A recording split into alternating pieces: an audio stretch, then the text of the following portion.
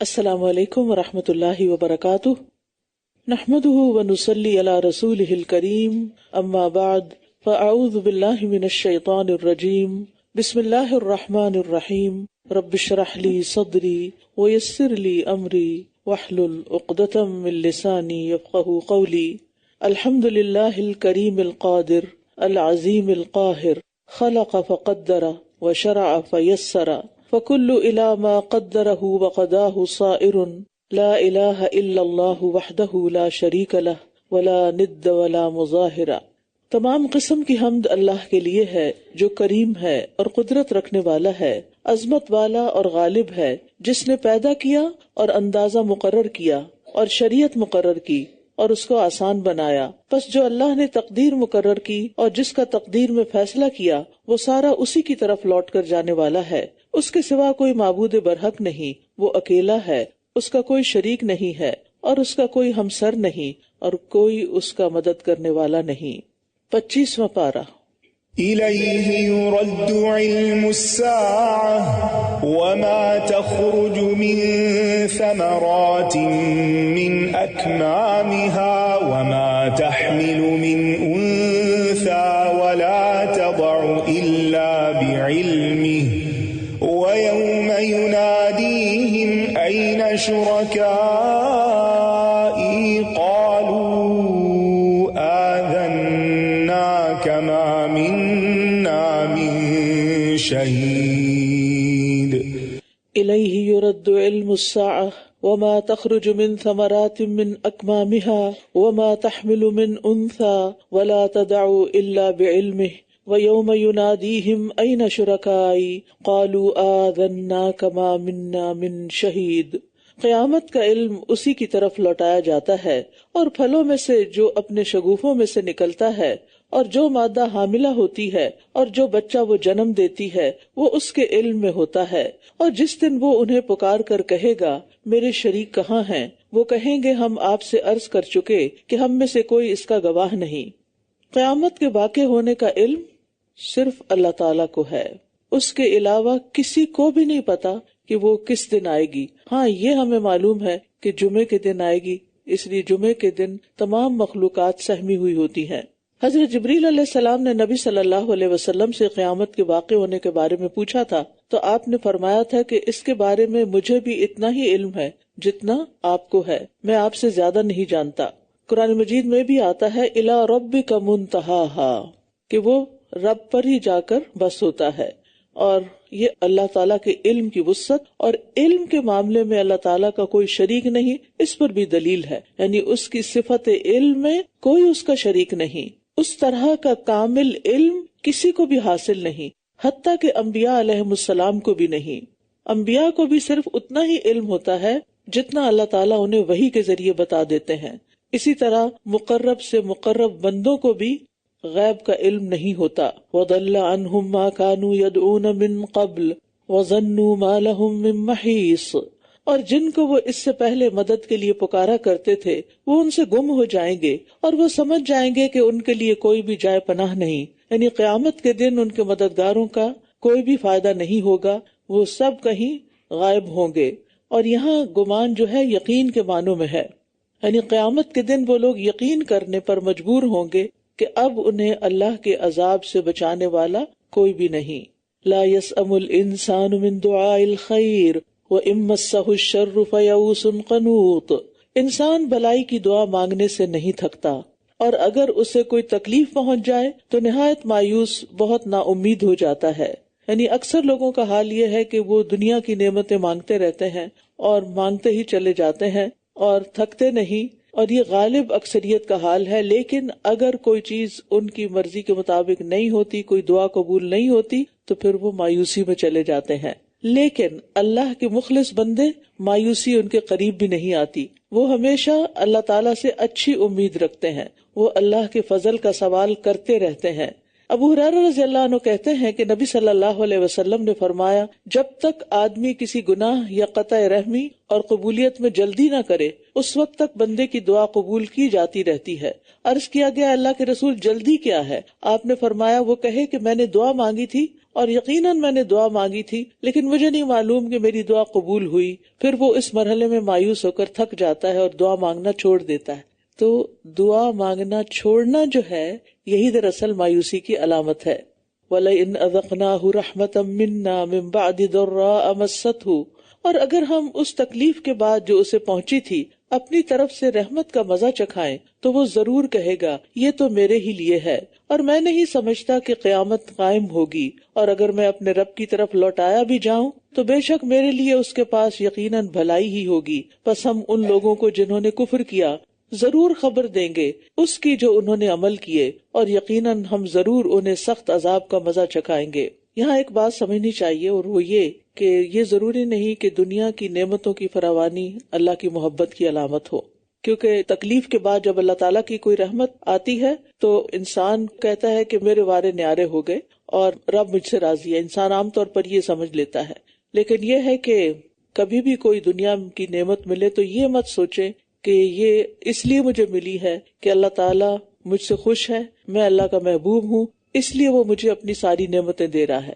دنیا میں کمی بیشی اس کی محبت اور ناراضگی کی علامت نہیں ہے، بلکہ اللہ تعالیٰ صرف آزمائش کے لیے ایسا کرتا ہے. کبھی دے کر آزماتا ہے اور کبھی لے کر آزماتا ہے. دے کر آزماتا کس بات سے ہے کہ کون شکر گزار ہے، اور لے کر کون صبر کرنے والا ہے. وَإِذَا أَنْعَمْنَا عَلَى الْإِنسَانِ أَعْرَضَ وَنَأَىٰ بِجَانِبِهِ، اور جب ہم انسان پر احسان کرتے ہیں تو وہ اعراض کرتا ہے، منہ موڑ لیتا ہے اور اپنا پہلو پھیر لیتا ہے، اور جب اسے کوئی تکلیف پہنچتی ہے تو وہ لمبی چوڑی دعائیں کرنے لگتا ہے. یعنی منہ پھیر لیتا ہے کا مطلب یہ ہے کہ حق کی اطاعت سے اپنا پہلو بچا لیتے، یعنی پھر اطاعت چھوڑ دیتا ہے اور تکبر کا اظہار بھی کرتا ہے. یعنی ایسا شخص شدت میں تو اللہ کو یاد کرتا ہے لیکن خوشحالی میں بھول جاتا ہے. قُلْ أَرَأَيْتُمْ إِنْ كَانَ مِنْ عِنْدِ اللَّهِ ثُمَّ كَفَرْتُمْ بِهِ، کہہ دیجئے کیا تم نے غور کیا کہ اگر یہ قرآن اللہ کی طرف سے ہو پھر تم نے اس کا انکار کیا تو اس سے بڑھ کر بھٹکا ہوا کون ہو سکتا ہے جو حق کی مخالفت میں دور چلا جائے. شقاق کا مطلب کیا ہے؟ ضد، اناد، مخالفت. اور جب شقاق بعید ہو تو اس کا مطلب اور بھی زیادہ ضد، یعنی بہت زیادہ مخالفت اور اناد سے کام لیتا ہے، یعنی قرآن کی بھی تکذیب کر دیتا ہے اور اللہ کی طرف سے آئے ہوئے احکامات کی. تو اس شخص سے بڑھ کر گمراہ اور بدبخت کون ہو سکتا ہے. ان قریب ہم آفاق میں اور ان کے نفسوں میں انہیں اپنی نشانیاں دکھائیں گے، یہاں تک کہ ان کے لیے واضح ہو جائے گا کہ بے شک یہ قرآن حق ہے. کیا بھلا آپ کا رب کافی نہیں کہ بے شک وہ ہر چیز پر خوب گواہ ہے. یعنی نشانیاں دکھانے کا مقصد کیا ہے کہ پتہ چلے کہ اللہ سبحانہ تعالیٰ حق ہے، قرآن حق ہے، اور اللہ سبحانہ تعالیٰ ہر چیز پر خود گواہ ہے. خبردار بے شک وہ اپنے رب کی ملاقات کے بارے میں شک میں ہے. خبردار بے شک وہ ہر چیز کا احاطہ کیے ہوئے ہے. یعنی اللہ سبحانہ تعالیٰ ہر چیز کو جانتا ہے، ہمارے تمام اعمال کو بھی جانتا ہے، لہٰذا اس کے مطابق وہ سب سے حساب لے گا. اس لیے کسی کو بھی قیامت کے آنے میں اور مرنے کے بعد رب سے ملاقات کے بارے میں کوئی شک نہیں ہونا چاہیے، کیونکہ ایسے لوگ پھر اگر رب سے ملاقات کے بارے میں شک ہوتا ہے تو عمل کرنا چھوڑ دیتے ہیں. پتہ نہیں قیامت آئے گی کہ نہیں، پتہ نہیں حساب ہوگا کہ نہیں، پتہ نہیں جنت دوزخ ہے بھی کہ نہیں. یعنی جن لوگوں کا یہ حال ہوتا ہے پھر وہ عمل سے دور ہو جاتے ہیں. کہا جاتا ہے کہ عمر بن عبدالعزیز ایک مرتبہ ممبر پر چڑھے اور اللہ تعالیٰ کی حمد و ثنا کے بعد فرمایا، لوگوں میں نے تمہیں کسی نئی بات کے لیے جمع نہیں کیا بلکہ صرف اس لیے جمع کیا ہے کہ تمہیں یہ سنا دوں کہ روز جزا کے بارے میں نے خوب غور و فکر کیا ہے اور میں اس نتیجے پر پہنچا ہوں کہ اسے سچا جان کر عمل نہ کرنے والا احمق ہے اور جھوٹا جاننے والا ہلاک ہونے والا ہے. پھر آپ ممبر سے اتر گئے. یعنی مطلب یہ ہے کہ جو سچ مانتا ہے قیامت کو اور پھر اس کے لیے تیاری نہیں کرتا اور اس کی دہشت اور اس کی جو تکلیف دہ صورتحال ہے اس سے ڈر کے عمل نہیں کرتا، ایسے عمل جو اس دن اس خوف میں، اس گھبراہٹ میں اس کو امن دے سکے، اور پھر انسان لہو و لعب میں مبتلا ہو جاتا ہے، تو ایسا شخص جو ہے نہایت احمق ہے. ہم سب کو اللہ سے ملاقات کرنے کا شوق بھی ہونا چاہیے اور اس کی تیاری بھی کرنی چاہیے. جس سے ملاقات کا شوق ہوتا ہے پھر انسان اس کے لیے تیاری بھی کرتا ہے. سورۃ الشورى. بسم اللہ الرحمن الرحیم. حمیم عین سین قاف. كذلك يوحي قبلك الله العزيز الحكيم. حامیم عین سین قاف کذالک یوحی الیک وإلی الذین من قبلک اللہ العزیز الحکیم. اسی طرح وہی کرتا ہے اللہ جو بڑا زبردست خوب حکمت والا ہے آپ کی طرف اور ان لوگوں کی طرف جو آپ سے پہلے تھے. یعنی جس طرح یہ قرآن آپ کی طرف نازل کیا گیا ہے اسی طرح آپ سے پہلے انبیاء پر بھی آسمانی کتابیں نازل ہوئی تھی، صحیفے اترے تھے اور وحی کے ذریعے اللہ کا کلام ان تک آیا تھا جو فرشتے لے کر آئے تھے. نبی صلی اللہ علیہ وسلم پر بھی وحی آتی تھی. آپ سے پوچھا گیا تو آپ نے فرمایا کہ کبھی تو گھنٹی کی جھنکار کی طرح آتی ہے اور وہ کیفیت مجھ پہ بہت سخت ہوتی ہے، پھر وہ کیفیت موقوف ہو جاتی ہے اور میں اس وحی کو محفوظ کر لیتا ہوں. اور کبھی تو ایک فرشتہ انسانی شکل میں آتا ہے اور جو وہ کہتا ہے میں اسے یاد کر لیتا ہوں. حضرت عائشہ فرماتی ہے کہ میں نے سخت سردی میں مشاہدہ کیا کہ جب وحی کی کیفیت ختم ہوتی تھی تو آپ پسینے میں شرابور ہوتے اور آپ کی پیشانی سے پسینے کے قطرے گر رہے ہوتے تھے. تو کذالک یوحی الیک، یعنی جیسے آپ پر نازل ہوئی ہے اسی طرح پہلے لوگوں پر بھی نازل ہوئی. لہ ما فی السماوات و ما فی الارض وہو العلی العظیم. آسمانوں اور زمین میں جو کچھ ہے سب اسی کا ہے اور وہ بہت بلند مرتبہ بڑی عظمت والا ہے. العلی العظیم. تکاد السماوات یتفطرن من فوقہن والملائکۃ یسبحون بحمد ربہم ویستغفرون لمن فی الارض الا ان اللہ هو الغفور الرحیم. قریب ہے کہ آسمان اپنے اوپر سے پھٹ پڑے اور فرشتے اپنے رب کی حمد کے ساتھ تسبیح کرتے ہیں اور زمین والوں کے لیے بخشش کی دعائیں مانگتے ہیں. خبردار بے شک اللہ ہی بہت بخشنے والا نہایت رحم کرنے والا ہے. یعنی اللہ سبحانہ و تعالیٰ اتنے عظیم ہیں، اتنے بڑے ہیں اور ان کے روب اور جلال کا یہ عالم ہے کہ آسمان جیسی بڑی مخلوق وہ اللہ تعالیٰ کی ہیبت برداشت نہیں کر سکتی. قریب ہے کہ وہ پھٹ پڑے اللہ کے خوف سے، لیکن ایک ہم انسان ہیں کہ ہمیں نہ اللہ کی معرفت ہے، نہ اس کی عظمت کا احساس ہے اور نہ ہی ہمارے دل کبھی پسیجتے ہیں اور خوف سے ہمارے جسموں میں کب کبھی بھی کمی ہوتی ہے کہ ہم اللہ تعالیٰ کی عظمت کو کبھی محسوس کریں. اور پھر خاص طور پر کس بات پر آسمانوں کا پھٹنا ایک اور جگہ پر آتا ہے کہ جب لوگ یہ کہتے ہیں کہ اللہ نے اولاد بنا رکھی ہے، اور ملائکہ جو ہیں وہ اپنے رب کی حمد کے ساتھ تسبیح کرتے ہیں اور زمین والوں کے لیے بخشش کرتے ہیں، استغفار کرتے ہیں. پیچھے ہم نے پڑھا کہ وہ ایمان والوں کے لیے بخشش کرتے ہیں اور یہاں ہے کہ سب کے لیے بخشش کی دعا کرتے ہیں. ہو سکتا ہے آپ کے ذہن میں خیال آئے کہ جو کافر یا مشرک ہوتا ہے اس کے لیے تو بخشش کی دعا نہیں کر سکتے، لیکن جب تک وہ زندہ ہے اس کی ہدایت کی دعا، اس کی بخشش کی دعا کر سکتے ہیں. تو فرشتے ساری زمین والوں کے لیے بھی دعائیں کرتے ہیں. یہ فرشتوں کی دراصل خیر خواہی اور عاجزی ہے، اور فرشتوں کے یہ اوصاف کیا ہم میں بھی پائے جاتے ہیں کہ ہم دوسرے لوگوں کو اپنی دعاؤں میں یاد رکھیں جو کسی بھی مشکل کا شکار ہیں یا نہیں ہیں. اسی لیے ہماری اکثر دعائیں جو ہیں ربنا کی وہ جمع کسی کے میں آتی جس میں ہم سب کو شامل کر لیتے ہیں. جیسے ربنا آتنا فی الدنیا، یہ صرف ہم اپنے لیے نہیں مانگ رہے ہوتے، باقی مومنوں کے لیے بھی مانگ رہے ہوتے ہیں، اپنے گھر والوں کے لیے بھی مانگ رہے ہوتے ہیں، اور اس کی نیت بھی کر لیا کیجئے. اور جن لوگوں نے اس کے سوا کچھ اور کارساز بنا رکھے ہیں اللہ ہی ان پر نگران ہے اور آپ ان پر ذمہ دار نہیں ہیں. یعنی مواخذہ کرنا اللہ کا کام ہے، آپ کا کام نہیں. آپ ان کو سیدھے رستے کی ہدایت دیتے جائیں، اگر وہ سیدھے رستے پر نہیں آتے تو پھر اللہ تعالیٰ ہی ان کو پکڑے گا. آپ اپنے کام کو کرتے جائیے. تو اس سے یہ پتہ چلتا ہے کہ ہمیں بھی کسی کو کچھ بتانے کے بعد پھر ججمنٹل نہیں ہونا چاہیے کہ وہ کر نہیں رہا اور پھر اس کی غیبت اور برائی ادھر ادھر کرنا شروع کر دیں. ہمارا کام ہے کسی کو بتانا، اور اس کے بعد وہ کیا کرتا ہے وہ اس کی اپنی ذمہ دار، وہ اس کا اور اس کے رب کے بیچ میں معاملہ ہے.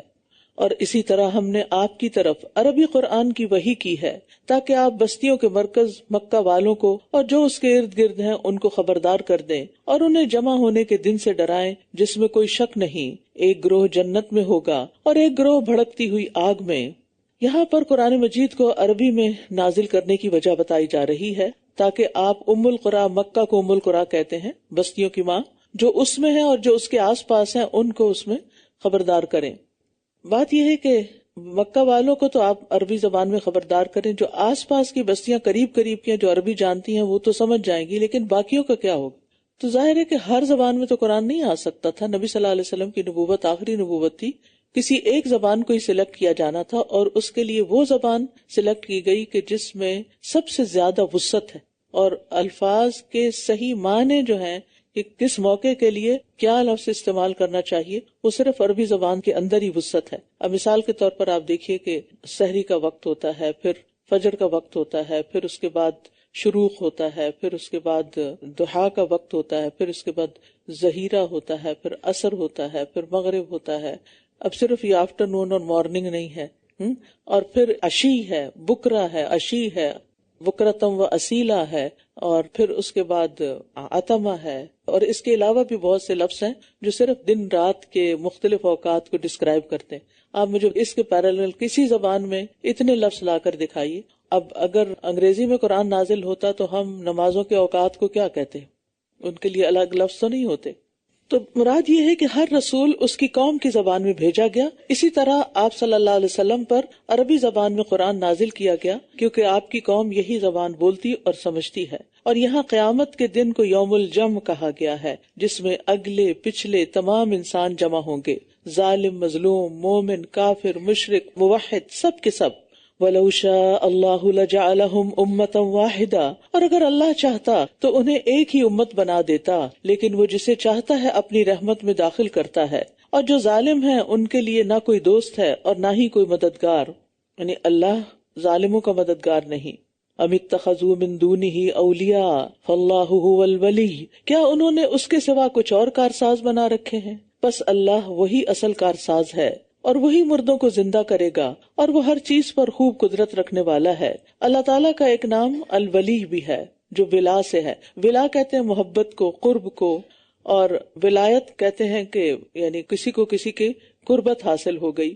تو اللہ سبحانہ وتعالیٰ جو ہے وہ اصل ولی ہے، لیکن لوگوں نے اس کو چھوڑ کر اوروں کو اپنا مددگار سمجھا ہوا ہے، اوروں کو اپنی محبت کا مرکز بنایا ہوا ہے۔ اور جس چیز میں بھی تم نے اختلاف کیا ہے تو اس کا فیصلہ اللہ کے سپرد ہے، وہی اللہ میرا رب ہے، اسی پر میں نے توکل کیا اور اسی کی طرف میں رجوع کرتا ہوں۔ یہاں اختلاف سے مراد دین کا اختلاف ہے، تو یہ اختلاف لوگوں کے درمیان تو حل ہونے والا نہیں۔ فَحُكْمُهُ إِلَى اللَّهِ، یعنی اللہ کی طرف رجوع کرنا چاہیے، کتاب الہی کو میزان بنانا چاہیے۔ اس کے باوجود بھی اگر لوگ اختلاف کرتے ہیں تو قیامت کے دن فیصلہ ہو جائے گا کہ حق پر کون ہے اور کون نہیں۔ فاطر السماوات والارض جعل لكم من انفسكم ازواجا، وہ آسمانوں اور زمین کا پیدا کرنے والا ہے، اسی نے تمہارے لیے تمہاری جنس سے جوڑے بنائے اور مویشیوں میں سے بھی جوڑے بنائے، وہ تمہیں اس زمین میں پھیلا رہا ہے، اس کی مانند کوئی چیز نہیں، اور وہ خوب سننے والا، خوب دیکھنے والا ہے۔ لیس کمثلہ شیء وہو السمیع البصیر۔ اسماء و صفات یعنی اللہ سبحانہ وتعالیٰ کے نام اور صفات کے بارے میں یہ بہت جامع آیت ہے، ایک مرکزی آیت ہے۔ کیا کہ اللہ تعالیٰ کی جتنی بھی صفات ہیں ان صفات میں کوئی اس جیسا نہیں، یعنی بعض اوقات اللہ السمیع ہے تو بندوں کو بھی ہم سننے والا سمیع کہہ سکتے ہیں کہ بندے بھی سنتے، لیکن دونوں میں کوئی مماثلت نہیں۔ لیس کمثلہ شیء، بندوں کا سننا اور اللہ کا سننا دو مختلف چیزیں ہیں۔ ابن تیمیہ کہتے ہیں کہ امت کے اسلاف اور ان کے اماموں کا طریقہ یہ تھا کہ وہ اللہ کو اسی صفت کے ساتھ متصف کرتے تھے جو اس نے خود بیان کی یا جو اس کے رسول نے بیان کی، بغیر تحریف کے یعنی تبدیل کیے، بغیر تعطیل کے کہ اس صفت کا انکار کیا جائے، بغیر تکییف کے کہ اس کی کوئی کیفیت بتائی جائے، بغیر تمثیل کے کہ اس کی کوئی مثال دی جائے۔ یعنی اللہ سبحانہ وتعالی لیس کمثلہ شیء، جیسی اس نے اپنی صفات بیان کی ہیں ہمیں وہ ویسی ہی مان لینی چاہیے کہ اللہ سبحانہ وتعالیٰ نے اپنے بارے میں جو بتایا ہے، اور سب سے زبردست جو اوتھینٹک ذریعہ ہے اللہ کو جاننے کا وہ قرآن ہے۔ یعنی ہم صرف اپنے گمان اور امیجنیشن اور خیال اور اپنی سوچوں کے مطابق اللہ تعالیٰ کو نہیں پہچانے، بلکہ جو اس نے خود قرآن میں یا نبی صلی اللہ علیہ وسلم نے سنت میں بتایا ہے اسی کے مطابق اس کو جانیں، ان اسماء و صفات میں ہم خوب خوب غور کریں۔ لہو مقالید السماوات والارض، آسمانوں اور زمین کی کنجیاں اسی کے پاس ہیں، وہ جس کے لیے چاہتا ہے رزق کشادہ کر دیتا ہے اور تنگ کر دیتا ہے، بے شک وہ ہر چیز کو خوب جاننے والا ہے۔ اس لیے ہمیں رزق کی تقسیم پر راضی رہنا چاہیے، کیونکہ یہ تقسیم اللہ کی ہے۔ کم ہونے پہ ناراض نہیں ہونا چاہیے اور زیادہ ہونے پر بگڑنا نہیں چاہیے، کیونکہ وہ بھی اللہ ہی کی دین ہے۔ شرع لکم من الدین ما وصی بہ نوحا، اس نے تمہارے لیے دین کا وہی طریقہ مقرر کیا ہے جس کا تاکیدی حکم اس نے نوح کو دیا، اور وہ جو ہم نے آپ کی طرف وحی کیا، اور جس کی وصیت ہم نے ابراہیم اور موسیٰ اور عیسیٰ کو کی تھی کہ دین کو قائم رکھنا اور اس میں تفرقہ نہ ڈالنا۔ جس چیز کی طرف آپ انہیں بلا رہے ہیں وہ مشرکوں پر بہت گراں ہے.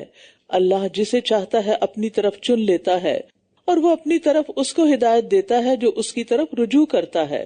یہاں شرک کو تفرقہ کہا گیا ہے اور اسی لیے اس کو منع کیا گیا. یعنی تمام انبیاء توحید کی دعوت دیتے رہے ہیں. اور الگ کون ہوئے، جدا کون ہوئے، تفرقہ کنہوں نے کیا؟ جنہوں نے شرک کیا. تو نوح علیہ السلام نے بھی اپنی قوم کو توحید کی وصیت کی تھی. رسول اللہ صلی اللہ علیہ وسلم نے فرمایا بے شک اللہ کے نبی نوح علیہ السلام کی وفات کا وقت جب قریب آیا تو انہوں نے اپنے بیٹے سے فرمایا کہ میں تمہیں ایک وصیت کر رہا ہوں جس میں تمہیں 2 باتوں کا حکم دیتا ہوں اور 2 باتوں سے روکتا ہوں. میں تمہیں اس بات کا حکم دیتا ہوں کہ لا الہ الا اللہ کا اقرار کرتے رہنا، کیونکہ اگر 7 آسمان اور 7 زمینوں کو ترازو کے ایک پلڑے میں رکھا جائے اور لا الہ الا اللہ کو دوسرے پلڑے میں، تو لا الہ الا اللہ کا پلڑا جھک جائے گا. اتنا وزنی کلمہ ہے یہ. یعنی ایمان لانے اور نہ لانے میں بہت بڑا فرق ہے. اور اگر 7 آسمان اور 7 زمینیں ایک بند کڑے کی شکل اختیار کر لیں تو لا الہ الا اللہ اس کو بھی توڑ دے گا. اور دوسرا یہ کہ سبحان اللہ و بحمدہ کا ورد کرتے رہنا، یہ ہر چیز کی نماز ہے اور اس کے ذریعے مخلوق کو رزق ملتا ہے. تو گویا یہ رزق کی کنجی بھی ہے. اور میں تمہیں شرک اور تکبر سے منع کرتا ہوں. عرض کیا گیا یا رسول اللہ یہ شرک تو ہم نے پہچان لیا، تکبر کیا ہے؟ کیا یہ ہے کہ ہم میں سے کسی کے پاس بہت ہی خوبصورت جوتے ہوں اور اس کے بہت ہی خوبصورت تسمے ہوں؟ فرمایا نہیں. عرض کیا گیا کسی کے پاس احباب ہوں جو اس کے پاس ادب سے بیٹھتے ہوں؟ آپ نے فرمایا یہ بھی نہیں. عرض کیا گیا یا رسول اللہ تو پھر تکبر کیا ہے؟ آپ صلی اللہ علیہ وسلم نے فرمایا حق کو ٹھکرا دینا اور لوگوں کو حقیر سمجھنا. تو یہاں پر تمام انبیاء کو ایک ہی دین دیا گیا، چاہے نوح علیہ السلام ہو یا ابراہیم علیہ السلام یا موسیٰ علیہ السلام یا عیسیٰ علیہ السلام یا پھر محمد صلی اللہ علیہ وسلم. مجاہد کہتے ہیں، مفسر ہے یہ، اللہ نے کوئی نبی نہیں بھیجا مگر اس کو نماز قائم کرنے، زکوٰۃ ادا کرنے، اللہ کے لیے اپنی اطاعت کا اقرار کرنے کی وصیت کی. بس یہی اللہ کا وہ دین ہے جو اس نے ان کے لیے مشروع کیا. شرع لکم من الدین ما وصی بہ نوحا، یعنی محمد صلی اللہ علیہ وسلم کو بھی وہی دین ملا ہے جو گزشتہ انبیاء کو ملا تھا. اور انہوں نے آپس کی سرکشی کی وجہ سے علم آ جانے کے بعد تفرقہ ڈالا. اور اگر ایک بات آپ کے رب کی طرف سے ایک وقت مقرر تک پہلے سے ہی طے شدہ نہ ہوتی تو ضرور ان کے درمیان فیصلہ کر دیا جاتا. اور بے شک جو لوگ ان کے بعد اس کتاب کے وارث بنائے گئے ہیں وہ اس کے متعلق بے چین کر دینے والے شک میں مبتلا ہیں. یعنی بعد میں جو ان کے فالوورز تھے انبیاء کے، انہوں نے پھر تفرقہ شروع کر دیا. ان کو سزا دی جا سکتی تھی لیکن اللہ نے ہر ایک کے لیے ایک وقت مقرر کیا ہوا ہے. افراد کی بھی زندگی کا وقت مقرر ہے اور اقوام کی زندگی کا بھی. اگر کوئی قوم اجتماعی طور پر کسی گناہ کا شکار ہوتی ہے تو اس کی پکڑ کا بھی ایک وقت مقرر ہوتا ہے. فَلِذَلِكَ فَادْعُ وَاسْتَقِمْ كَمَا أُمِرْتَ، بس آپ اسی کی طرف دعوت دیجیے اور ثابت قدم رہیے جیسا کہ آپ حکم دیے گئے ہیں، اور ان کی خواہشات کی ہرگز پیروی نہ کیجیے. اور کہہ دیجیے کہ اللہ نے جو بھی کتاب نازل کی ہے میں اس پر ایمان لایا اور مجھے حکم دیا گیا ہے کہ میں تمہارے درمیان عدل کرتا رہوں. اللہ ہی ہمارا رب ہے اور تمہارا رب بھی. ہمارے لیے ہمارے اعمال ہیں اور تمہارے لیے تمہارے اعمال. ہمارے اور تمہارے درمیان کوئی جھگڑا نہیں. اللہ ہمیں آپس میں جمع کرے گا اور اسی کی طرف لوٹ کر جانا ہے. تو اس سے نبی صلی اللہ علیہ وسلم کو تاکید کی جا رہی ہے کہ آپ پر جو وحی کی جا رہی ہے یہ بالکل پاک صاف اور ستھرا دین ہے، ہر طرح کی آلائشوں سے مبرہ. لہٰذا آپ اہل کتاب کی باتوں سے بے نیاز ہو کر اسی دین پر قائم رہیے. اس میں کسی قسم کی کوئی تبدیلی گوارا نہ کیجیے اور کسی سے مذاکرہ کرنے اور سمجھوتا کرنے کی بھی ضرورت نہیں. اور سب کو بتا دیجیے کہ میں وہی کروں گا جو اللہ نے مجھے حکم دیا ہے. اور جو لوگ اللہ کے بارے میں جھگڑا کرتے ہیں اس کے بعد کہ اس کی دعوت کو قبول کر لیا گیا، ان کی حجت ان کے رب کے نزدیک زائل ہونے والی ہے اور ان پر اللہ کا غضب ہے اور ان کے لیے سخت عذاب ہے. یعنی مشرکین ہو یا یہود و نصارہ مسلمانوں سے جھگڑتے رہتے تھے اور ان کا مقصد کیا ہوتا تھا کہ جنہوں نے اللہ اور اس کے رسول کی بات مان لی ہے انہیں کسی طرح راہ راست سے ہٹا دیں بحث مباحثے کر کے. اور کبھی کہتے کہ ہمارا دین تمہارے سے بہتر ہے اور ہمارا نبی تمہارے سے بہتر ہے. تو مکہ میں مسلمانوں کو انفرادی اور اجتماعی طور پر مشرکین سے تکلیفیں پہنچ رہی تھی. مدینہ میں آ کر زیادہ تر تکالیف پھر اہل کتاب سے پہنچنا شروع ہوئی. تو یہاں پر اس کا حل بتایا گیا ہے کہ لا حجت بیننا و بینکم اللہ الذی انزل الکتاب بالحق والمیزان. اللہ وہ ہے جس نے کتاب اور میزان کو حق کے ساتھ اتارا ہے. اور کیا چیز بتائے آپ کو کہ شاید قیامت قریب ہی ہو. الکتاب سے مراد جنس کتب، یعنی جتنی بھی کتابیں پچھلے پیغمبروں پر نازل ہوئیں وہ سب سچی تھیں، حق تھیں، اور بطور خاص قرآن مجید۔ اللہ الذی انزل الکتاب بالحق، تو کتاب سے مراد یا پچھلی تمام کتب یا پھر قرآن مجید۔ جو لوگ اس پر ایمان نہیں لاتے وہ اسے جلدی مانتے ہیں، اور جو لوگ ایمان لائے ہیں وہ اس سے ڈرنے والے ہیں، اور وہ جانتے ہیں کہ بے شک وہ حق ہے۔ خبردار، بے شک وہ لوگ جو قیامت کے بارے میں جھگڑا کرتے ہیں یقیناً وہ دور کی گمراہی میں مبتلا ہیں۔ یہ قیامت کے مطالبے میں کچھ سنجیدہ نہیں تھے، یہ دراصل مذاق اڑا رہے تھے۔ تم کہتے ہو قیامت آئے گی، کہاں ہے قیامت؟ ابھی تک تو نہیں آئی۔ اللہ لطیف بعبادہ، اللہ اپنے بندوں پر بہت مہربان ہے، وہ جسے چاہتا ہے رزق دیتا ہے، اور وہ بہت قوت والا، خوب غلبے والا ہے۔ اللہ سبحانہ تعالیٰ کا ایک نام اللطیف ہے، خفیہ طریقے سے اپنے بندے کو اپنی رحمت پہنچاتا ہے، مایوس کو تھام لینے والا ہے، اس پر لطف و کرم کرنے والا ہے۔ من کان یرید حرث الآخرۃ نزد لہ فی حرثہ ومن کان یرید حرث الدنیا نؤتہ منہا وما لہ فی الآخرۃ من نصیب۔ بڑی ہی اہم آیت ہے۔ جو کوئی آخرت کی کھیتی چاہتا ہے، دنیا کیا ہے؟ کھیت بونے کی جگہ ہے، اور فصل کاٹنے کی جگہ آخرت ہے۔ اب ہم جو بھی عمل کر رہے ہیں وہ دراصل کیا ہے؟ یہاں سیڈز بو رہے ہیں۔ تو ہم میں سے کون یہ چاہتا ہے کہ جو آج ہم بوئیں وہ یہی کاٹ لیں، اور کون ہے جو یہ چاہتا ہے کہ جو آج ہم بوئیں وہ کل ہمیں ملے؟ تو جو کوئی آخرت کی کھیتی چاہتا ہے ہم اس کے لیے اس کی کھیتی میں اضافہ کر دیں گے، یعنی اس کو ترقی ملے گی۔ ایک کھجور جو ہے وہ ایک بہت پہاڑ برابر ہو جائے گی۔ اور جو کوئی دنیا کی کھیتی چاہتا ہے ہم اسے اس میں سے کچھ دے دیں گے، یعنی جتنا ہم چاہیں گے، اور آخرت میں اس کے لیے کوئی حصہ نہیں ہوگا۔